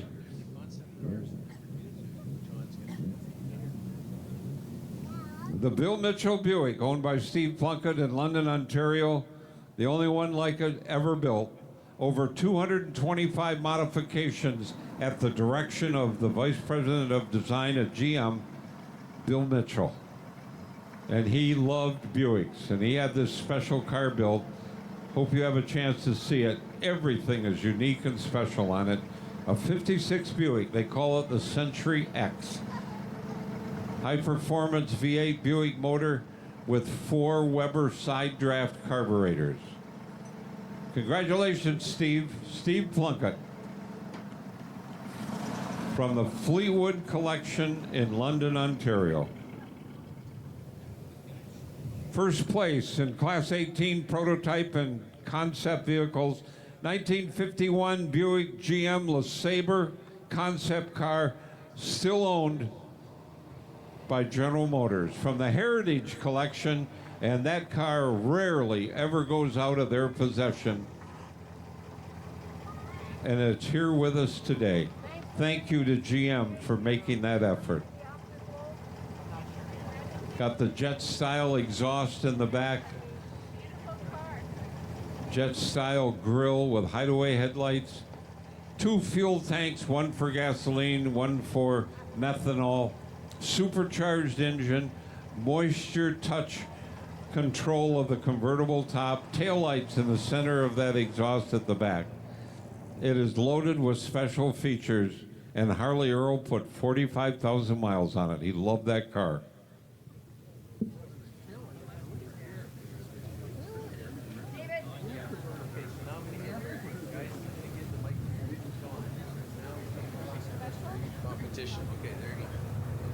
All right, good afternoon, everybody, again. It's my pleasure to present the award for the Porsche Classic Restoration Competition. Over the last 2 years, 10 of our 22 dealers across Canada have been working on restoring classic Porsche vehicles of their choice. The classic segment embraces Porsche passion, and it's very important to our growing, and a very important growing component of our business. So we have 5 awards recognizing all aspects of the classic restoration competition. The first category is the marketing award. The award is scored based on 3 categories, including communication plan, content creation, and creativity.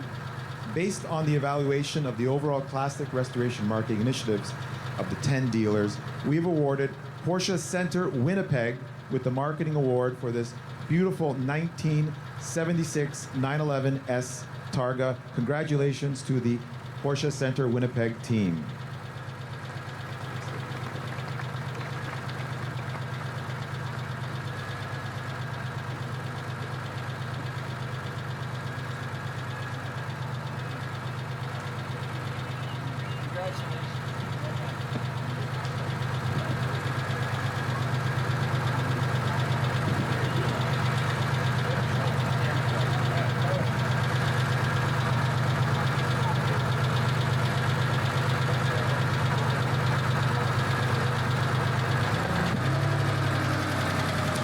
The second category is the Popular Vote Award. The winner of this award was determined by our passionate Porsche followers, including a number of our audience members joining us today. The award provided an opportunity to vote for your favorite Porsche Classic restoration project through Instagram, and we would like to congratulate Porsche Center Saskatchewan on winning the Popular Vote Award, this beautiful 1958 356A.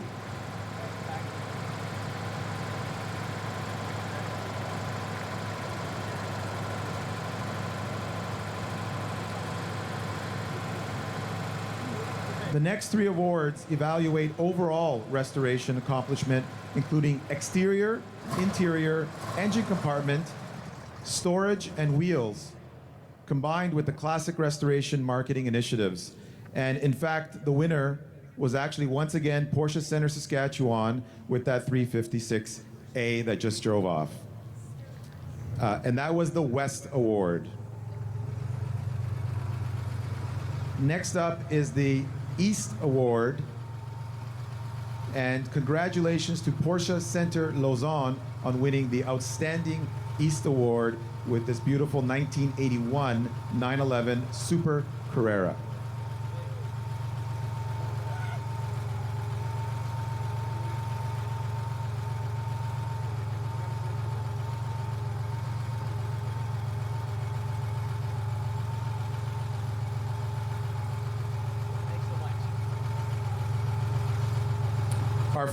Our fifth and final category is Best in Show for the Porsche Restoration Competition. The award is based on criteria previously outlined and recognizes the best overall restoration within this competition. We would like to congratulate Porsche Center Edmonton on winning the prestigious Classic Restoration Competition Best of Show Award, 1987 911 Carrera. No, it's overall.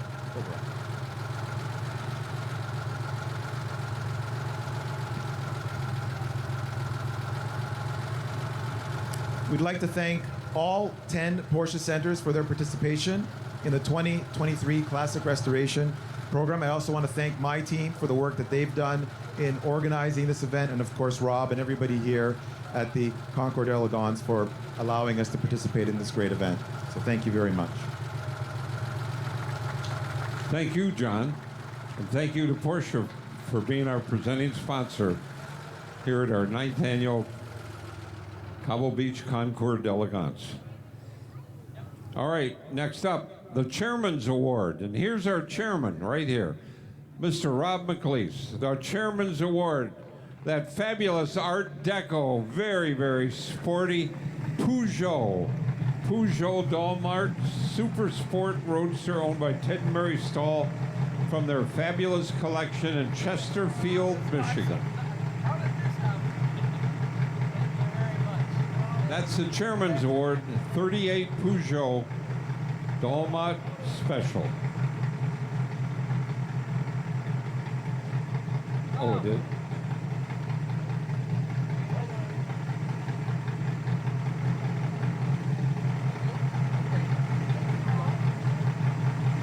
Ladies and gentlemen, that car is receiving a second award right now on the awards block.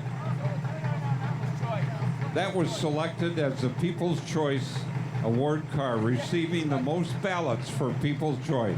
And that's the trophy, a very meaningful trophy, because it's selected by our, not the judges, but our public.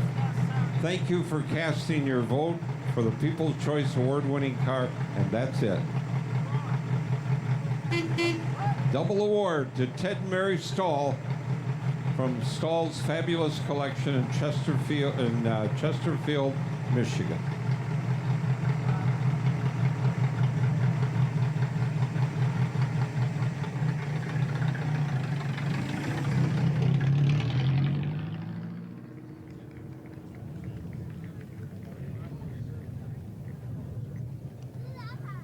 Accord.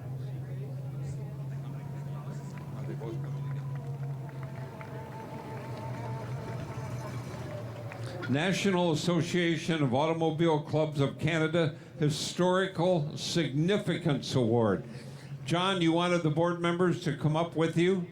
Board members, please come up and join our Chief Judge, John Carlson. National Association of Automobile Clubs of Canada Historical Significance Award-winning car, a 1936 Cord front-wheel drive Phaeton, owned by Greg and Charlene Charlton from Campbellville, Ontario. The fabulous front-wheel drive Cord V8 power, designed by none other than Gordon Bury, one of his greatest designs of all. The chief designer for Cord, named after the man that owned the company, Mr. E.L. Cord. This is a front-wheel drive, they call it the coffin nose Cord, only built 2 years, 1936 and 1937. Front-wheel drive, pontoon fenders, hideaway top. The headlights crank out the front from the front fenders with a crank on the dash panel. And in 1937, you could get that car supercharged from the factory. Built 2 years, designed by the legendary Gordon Bury. Hey, John.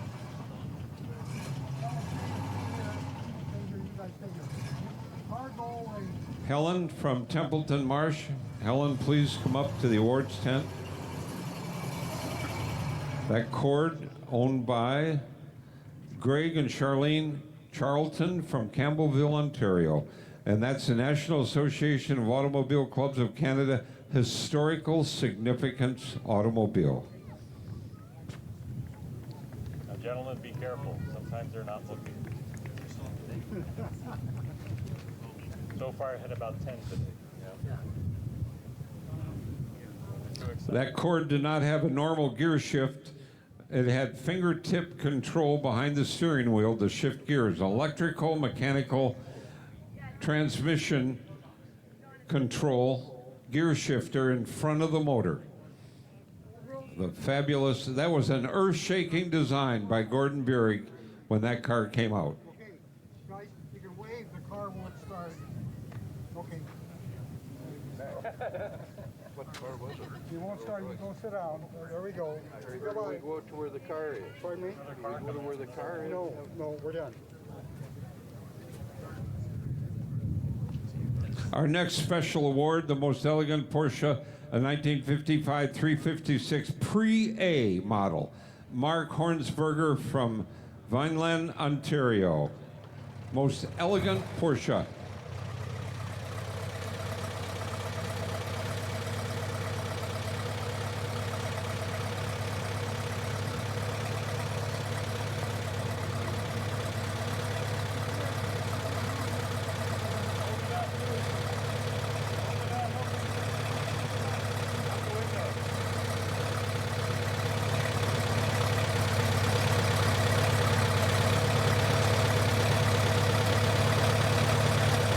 Our next special award, ladies and gentlemen, the Concours Debut Award.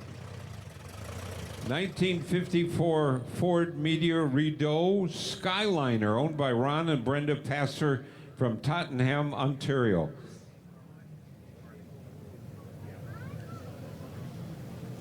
This is the first time this car has been shown at a Concours d'Elegance. That is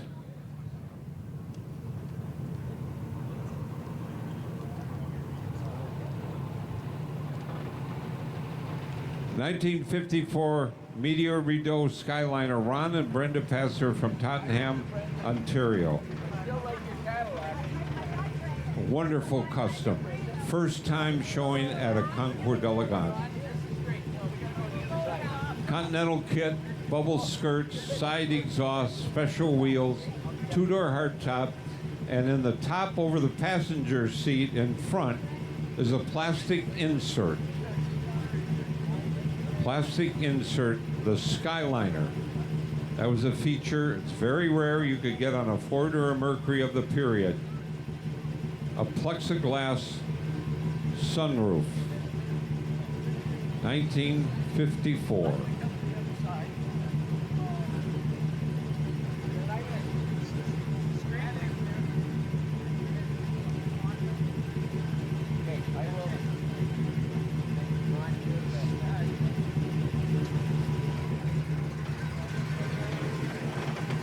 Our next award, a special award, Bruce Gray Simcoe Award. Next car, please. The Bruce Gray Simcoe Award, 1908 McLaughlin, Model F, owned by General Motors of Canada from the Canadian Automotive Museum in Oshawa. 1908 McLaughlin, Model F.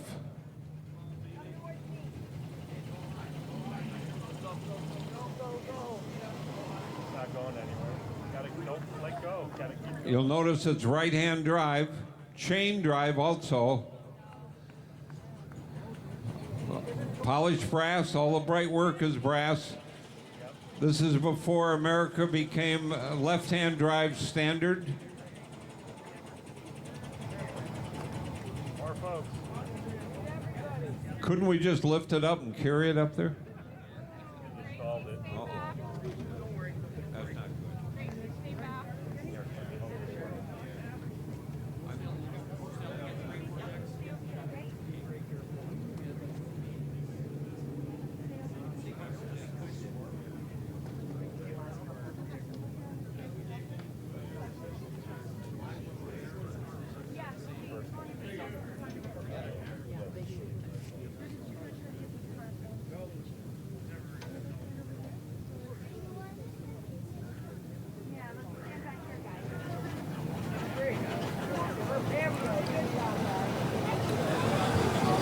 Obviously a crank start way before electric starters.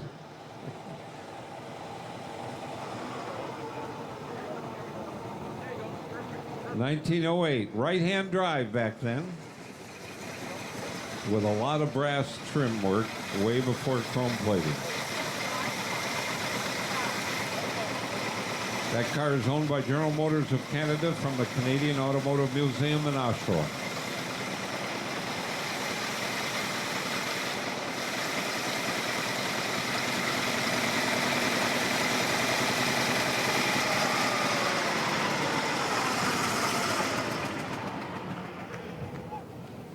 Up next, most elegant pre-war car, as determined by our expert class of judges. Most elegant pre-war car, 1936 Packard 12-cylinder, all-weather town car by LeBaron. Custom body company LeBaron in Buffalo, New York. A Packard owned by William Halfpenny from Niagara-on-the-Lake, Ontario. A very elegant Packard. 1936. 12-cylinder. Custom body by LeBaron.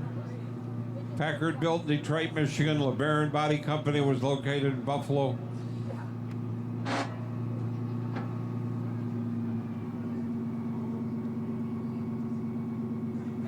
Elegant Packard 12-cylinder town car. Side mounts, open chauffeur's compartment,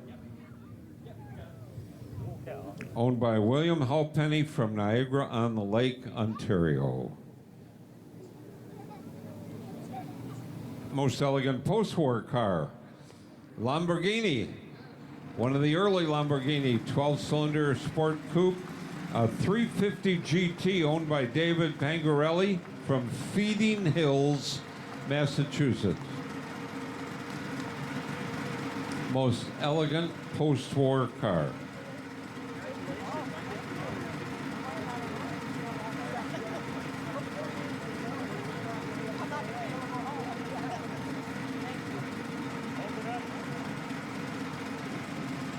Congratulations, David. Most elegant post-war car determined by our expert judges.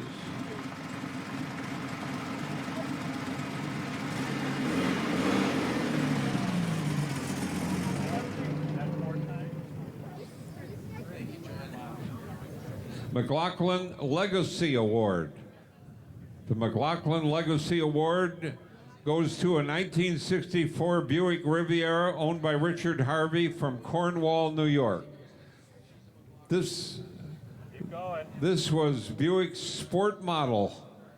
They called it their luxury sports car, the Riviera. And it's a 1964 model.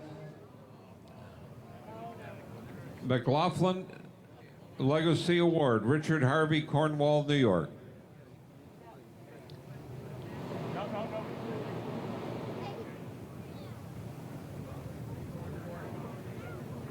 No, don't turn the wheel. He's got.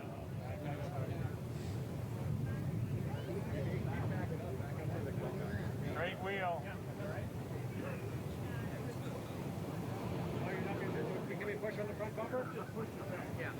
Push it back. Hit you on the pavement. One, two, in reverse. Reverse. Try a little bit.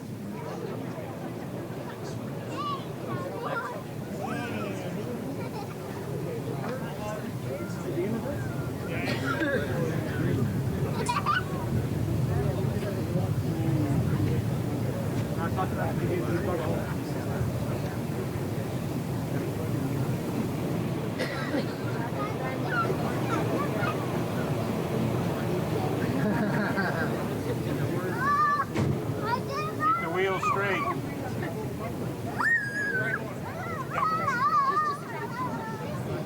He's got it.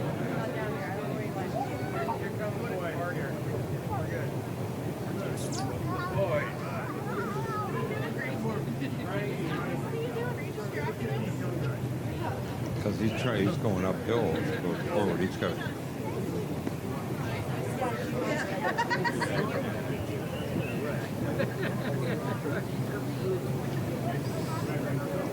That's what I was saying, right? McLaughlin Legacy Award, 1964 Buick Riviera, Richard Harvey from Cornwall, New York. And at the moment, we're stuck in the mud.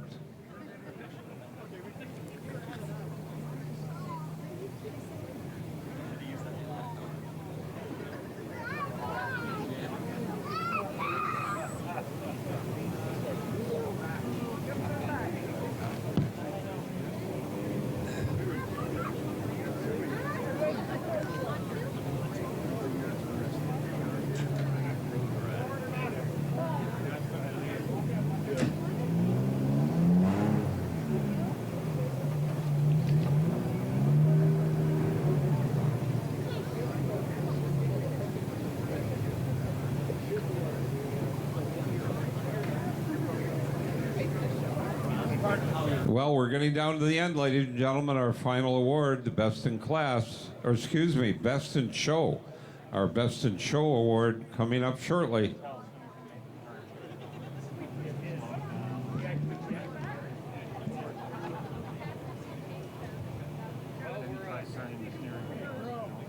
What are you going to do with the other big cars that are coming up? The other big cars. Yeah, we needed him to come further up. And then let the turn. There was a big But he moved fast.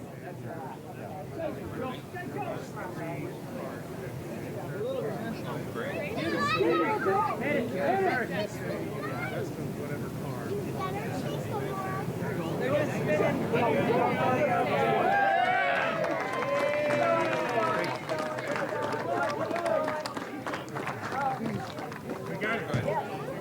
So far, we got it out.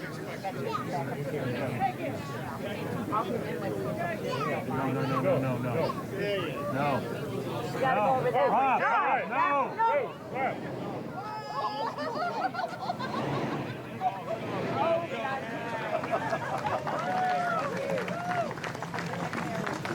We all knew that a Buick could do it.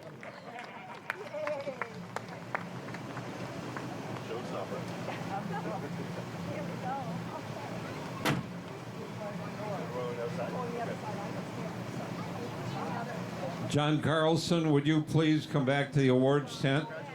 John Carlson.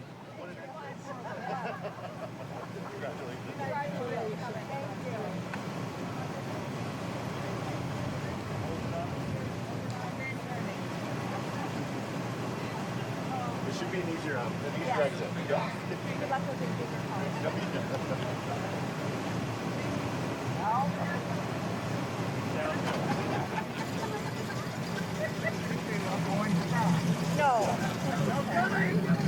Tom Thompson Art Gallery Timeless Design Award is next. Tom Thompson Art Gallery Timeless Design. And the winner is a 1972 Lancia Stratos. Keep it going. Look at that. Owned by Dennis Bigioni from Pickering, Ontario.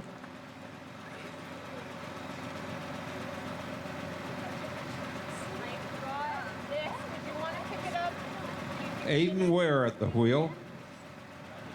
Oh, presenting. Aiden Ware is presenting the Tom Thompson Art Gallery Award. She is the executive director and curator. 1972 Lancia Stratos. Dennis Bigioni, Pickering, Ontario, owns that car. Winner of the Tom Thompson Art Gallery Timeless Design.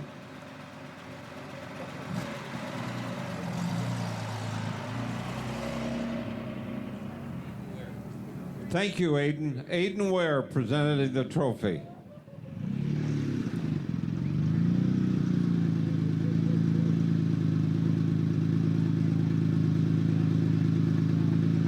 The Ingenuity Award presented by Templeton Marsh.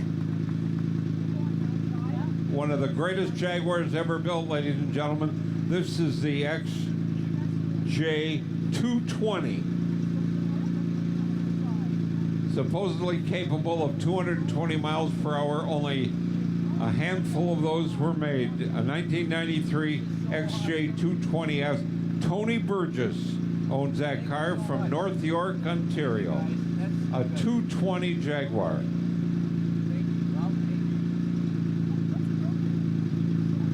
When those cars first came out, that model Jaguar, it was illegal in the U.S. The 220 XJ Jaguar, 1993, owned by Tony Burgess, North York, Ontario. It's a Duesenberg, a Model J. Poetry in motion. Duesenberg LeGrand Dual Cowl Phaeton, owned by Dwight Schallbach from Carrollton, Virginia. Duesenberg Dual Cowl Phaeton. That was another Gordon Buick design. He was only in his 20s. E.L. Cord hired him to copy the LeBaron design so that Duesenberg could build virtually the same model, and that's the design he came up with. The Sweep Panel LeGrand Dual Cowl Phaeton, Model J Duesenberg. Straight 8, double overhead camshaft, 4 valves per cylinder, hemispherical combustion chamber. And in 1932, you could get a supercharger on that car.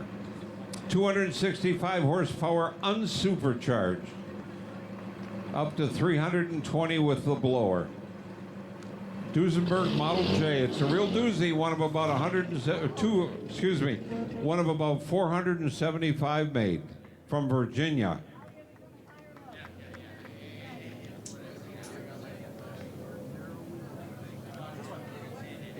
Gotta have speed. Fashion Award next. Fashion Award, ladies and gentlemen.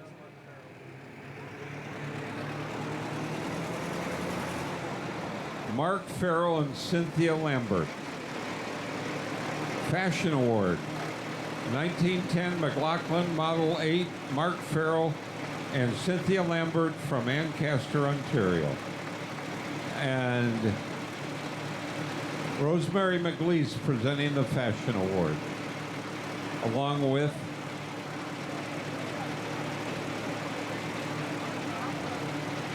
Aiden Ware from the Art Gallery.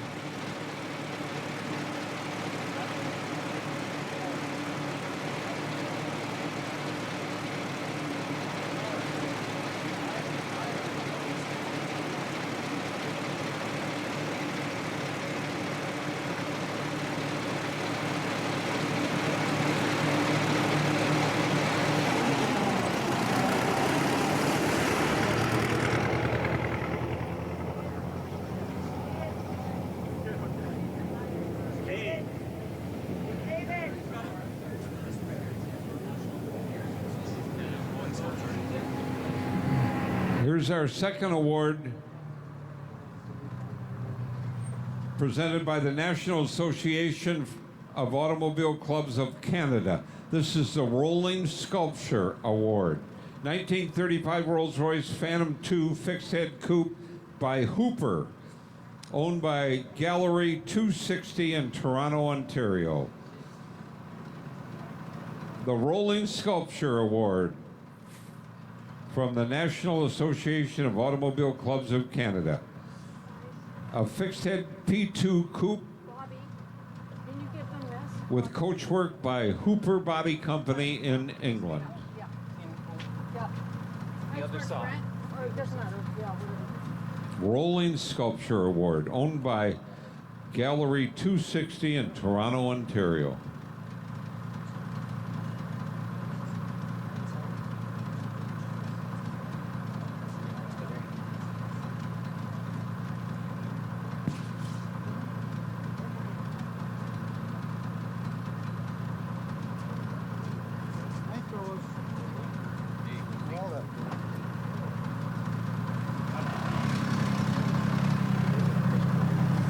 Chief Judges Award. John, that would be you, the Chief Judges Award. 1959 Corvette, owned by Christopher Dole from Lockport, New York. Lockport, New York. 1959 Corvette. What a great automobile. 1959, solid axle Corvette, hideaway convertible top, white with silver coves.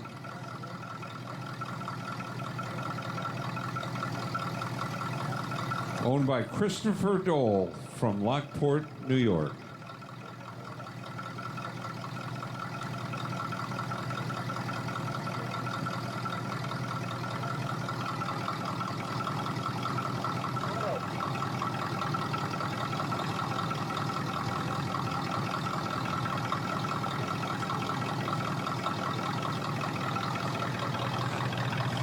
Three awards left, ladies and gentlemen. Thank you very much for staying with us. 3 awards left. Outstanding pre-war, outstanding post-war, and best of show. Let me find out.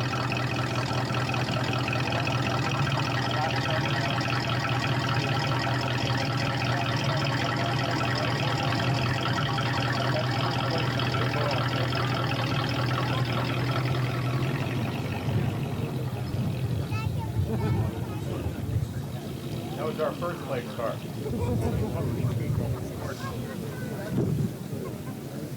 Okay this year. Okay, so now we're down to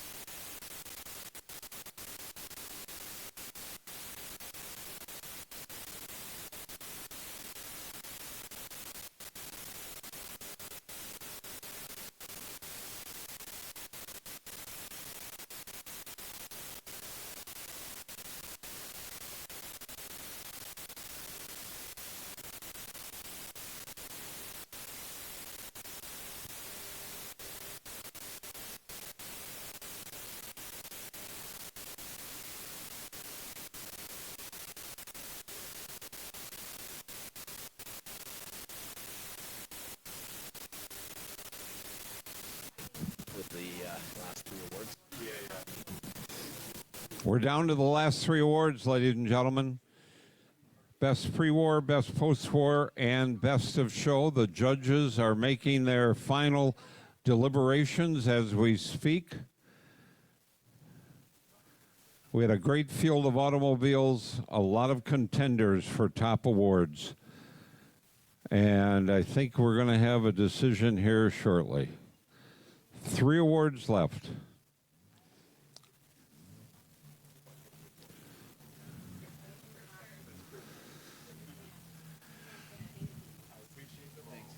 Thank you, sir. Thanks for being so flexible. Sorry it's been... That's all right. Well, we can't control the weather.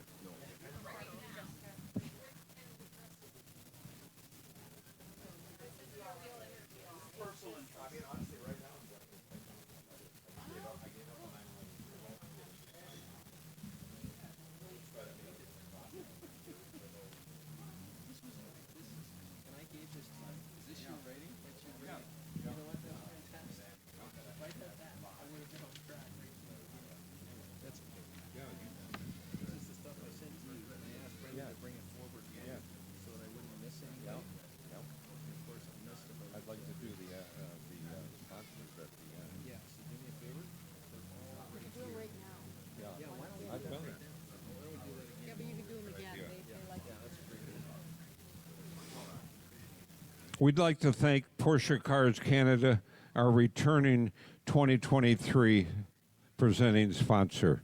What an effort, what a contribution they have made to this event.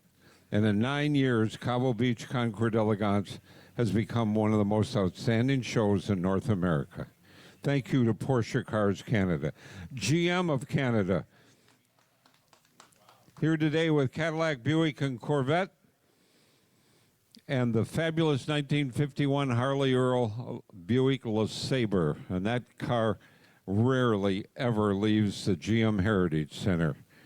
Good job, Rob. I'm not sure how you got that one here, but along with the Buick Mitchell convertible of Steve Plunkett's, what a pair of cars. Thank you to GM of Canada. Funding has been provided by the Government of Ontario, which helps increase tourism in Ontario. The Globe and Mail is sponsor, the official media sponsor of the Cobble Beach Concours. The Canadian International Auto Show, longtime collaborator with Cobble Beach for the auto show in Toronto in February. Wallace Automotive, longtime sponsor of today's Afterglow cocktail reception. Thank you to Bill Wallace. Royal Bank of Canada, Dominion Securities, a sponsor, along with Templeton Marsh, Chevron Canada, Brackett Auto Group, sponsor of yesterday's Cars and Coffee in downtown Owen Sound. And that went very, very well. That was really a neat event. And I assume we'll be back down next year in Owen Sound. Reed's Heritage Homes, builder of fine homes here at Cobble Beach. Haggerty Insurance, sponsor of the Concours de Le Mans, held yesterday in the River District of Owen Sound. Van Dolder's Home Team, sponsor of our show wristbands. Bruce Power, Donvigan Building Group, another proud builder here at Cobble Beach. Barrett Jackson, what a great auction company that is. Sponsor and support of our live auction last night in support of Sunnybrook Brain Sciences Center. Century 21 Millennium, E.C. King and Miller Waste, returning sponsor of the Fairway Shuttles. Peninsula Ford, sponsor of the VIP shuttles on site today. TFX International, provider of vehicle transport for many of our wonderful cars here today, and supporter of our live auction last night. Mito Graphics, our returning printing sponsor. Thank you, Sheldon Ryer. Bayshore Broadcasting, Bell Media, Bounce Radio, Hewitt and Milne, New Classical Radio, Autoglime, gifts for our first place winners, Corpay, Design Plan Services, and Walker Industries. Takes a lot of sponsorship, a lot of effort, and expense to put this show together. And all of those folks help make this possible. Volunteers galore, all kinds of volunteers. The volunteers make this show go smoothly, and especially when we have situations like we had today. Thank you, everybody, for your patience and working with us. I think it worked out really well in spite of the little intermission we had, and we're so pleased to have you here. I think we had a very good day in terms of attendance, and the best part is our sponsors really had some fun too, so that's very important. We are getting very close. I can see some movement up on the 9th green, and what we will see in a moment are the top 3 cars as judged by our judging teams, and they will be lined up, and then you will see, first of all, the most outstanding pre-war, and then you'll have the most outstanding post-war, and then the best of show presented. So we're getting ready for the drum roll.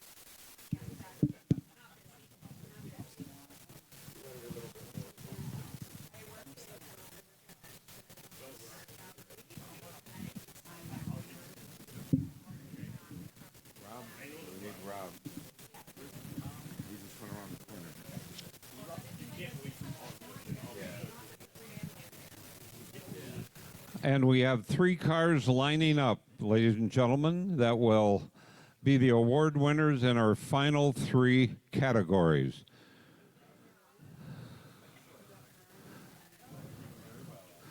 Best pre-war, best post-war, and best in show.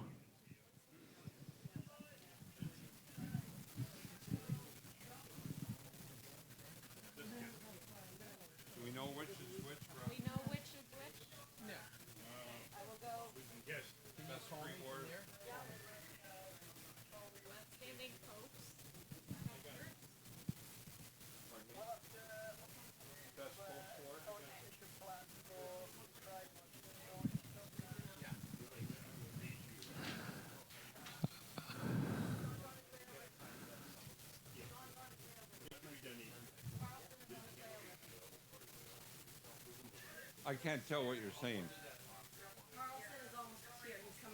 Okay. We're just about ready for our fanfare.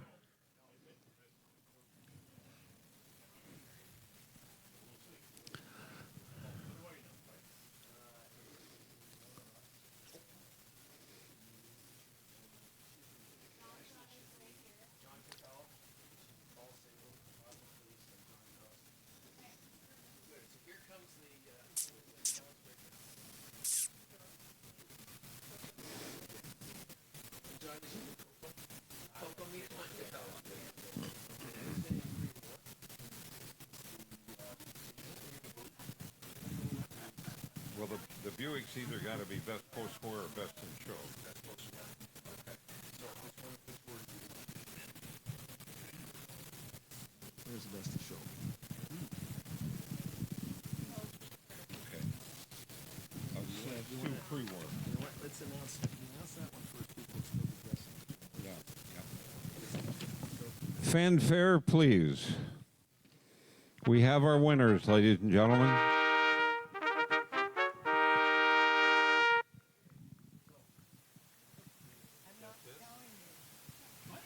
Outstanding post-war car. Outstanding post-war car, 1958 Buick Roadmaster limited convertible, Vern Smith from Swift Current, Newfoundland.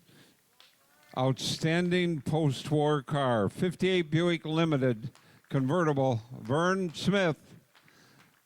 Come on up. You're one of our 3 finalists.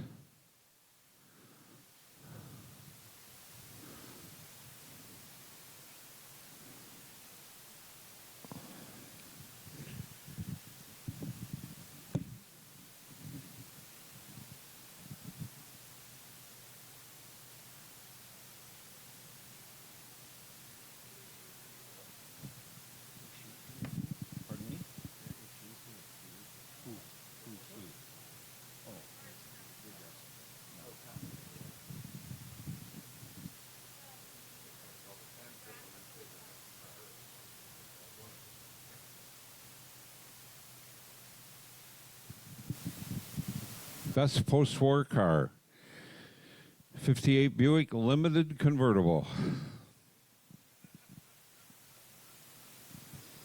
Vern Smith, all the way from Swift Current, Newfoundland. Only 839 of those built.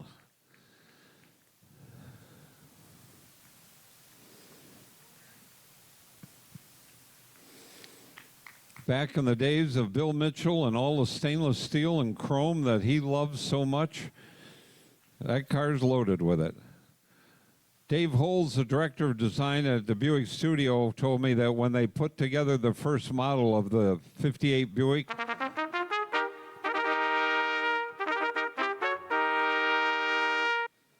one of the designers went out to the hardware store and bought all those square doorknobs to put the grille together.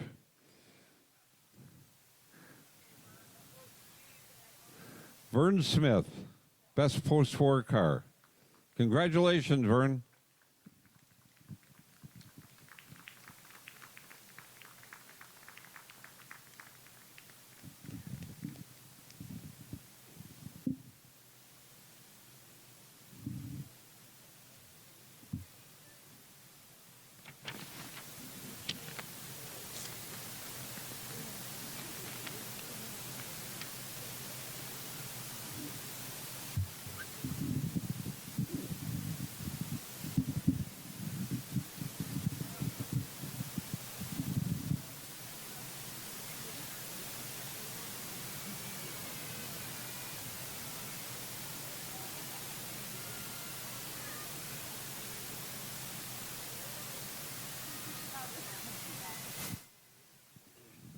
Big, beautiful black Buick, the Limited.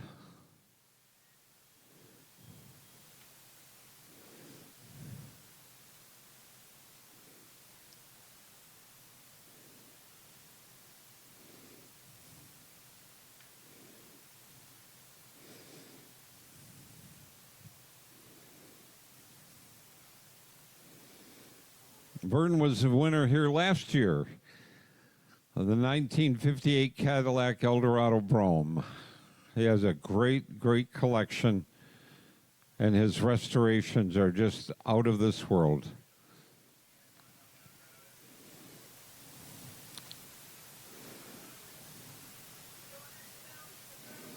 Congratulations, Vern Smith from Swift Current, Newfoundland. That's a long way away, and about a 14-hour boat ride.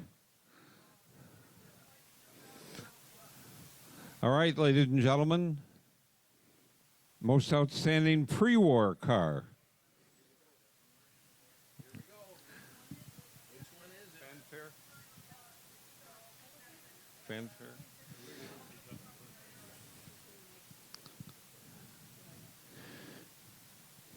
1935 SS Airline Saloon, owned by Jim and Lisa Hendricks.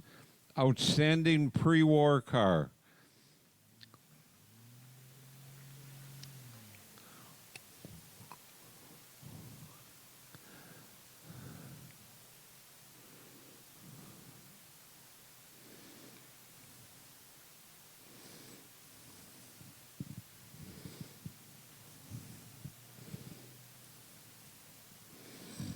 A very, very rare English SS airline coupe.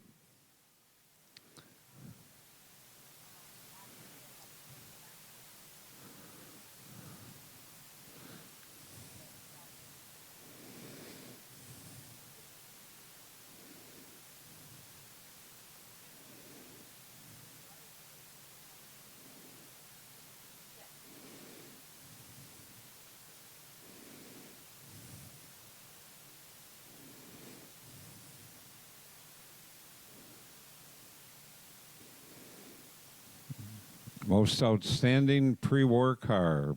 Bring it on up. 1935 SS airline coupe.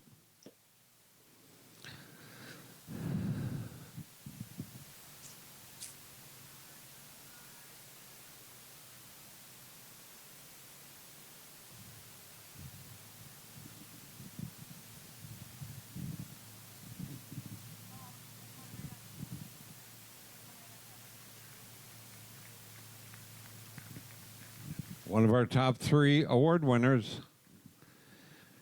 That car was restored by a restoration company in Festus, Missouri, on Route 66, Festus, Missouri.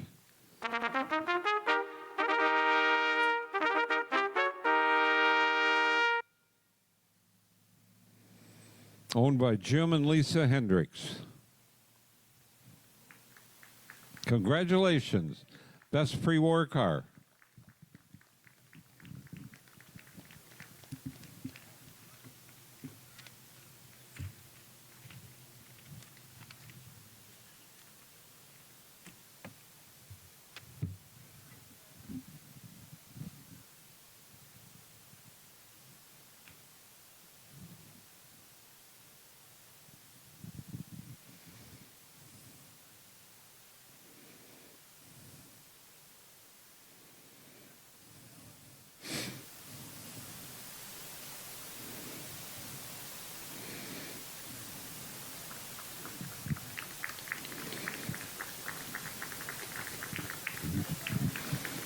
Owned by Jim and Lisa Hendricks.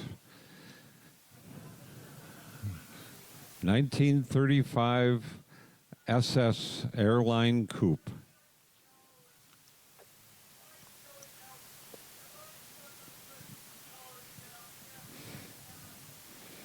Having their photo op with our chief judge and John Capella from Porsche, our founder and chairman. That car is a multi-award winning automobile, restored in Festus, Missouri.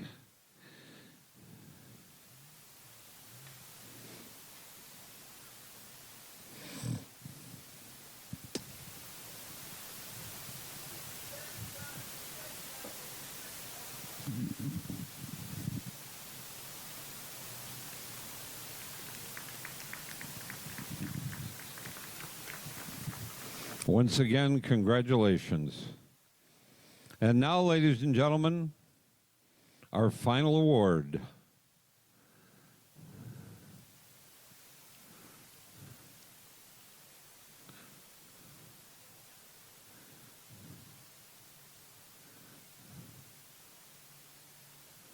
And I want to thank all of our sponsors again, all of our volunteers, the McLeese family, for the incredible effort and contribution that they make to this event.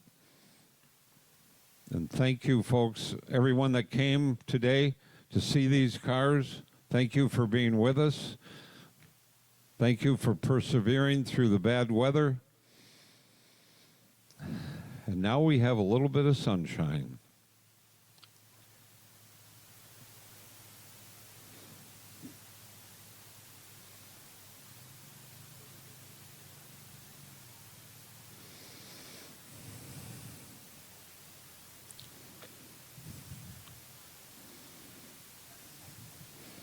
Our final award, Best in Show, from Troy, Michigan.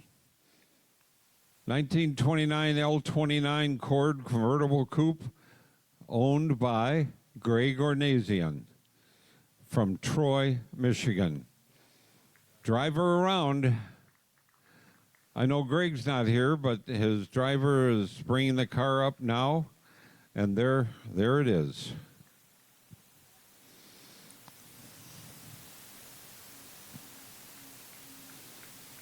Front wheel drive. This car is equipped with optional wood lights, headlights, parking lights, and tail lights. Has a chrome grille guard, dual side mounts, rumble seat.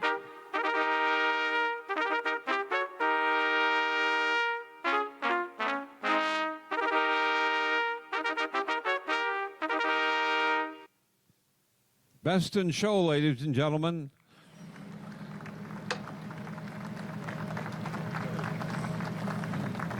Okay, boys. Come on, you're out of there. We got to present this to you. Jeez, how many years has it been now? L29 cord, named after the man that owned the company. Designed by Al Leamy. And we're going to have a little celebration there. When they get through with the photo op, you're welcome to come up and take a look at the car, look it over and see why the judges fell in love with this car and picked it as best in show. Thanks again to all of our sponsors, volunteers, judges, the public that came to see us. And my name is Ed Lucas from Detroit, Michigan. I'm honored to be here again for the 9th year. Thank you, everyone. Have a safe trip home, and we appreciate your patronage.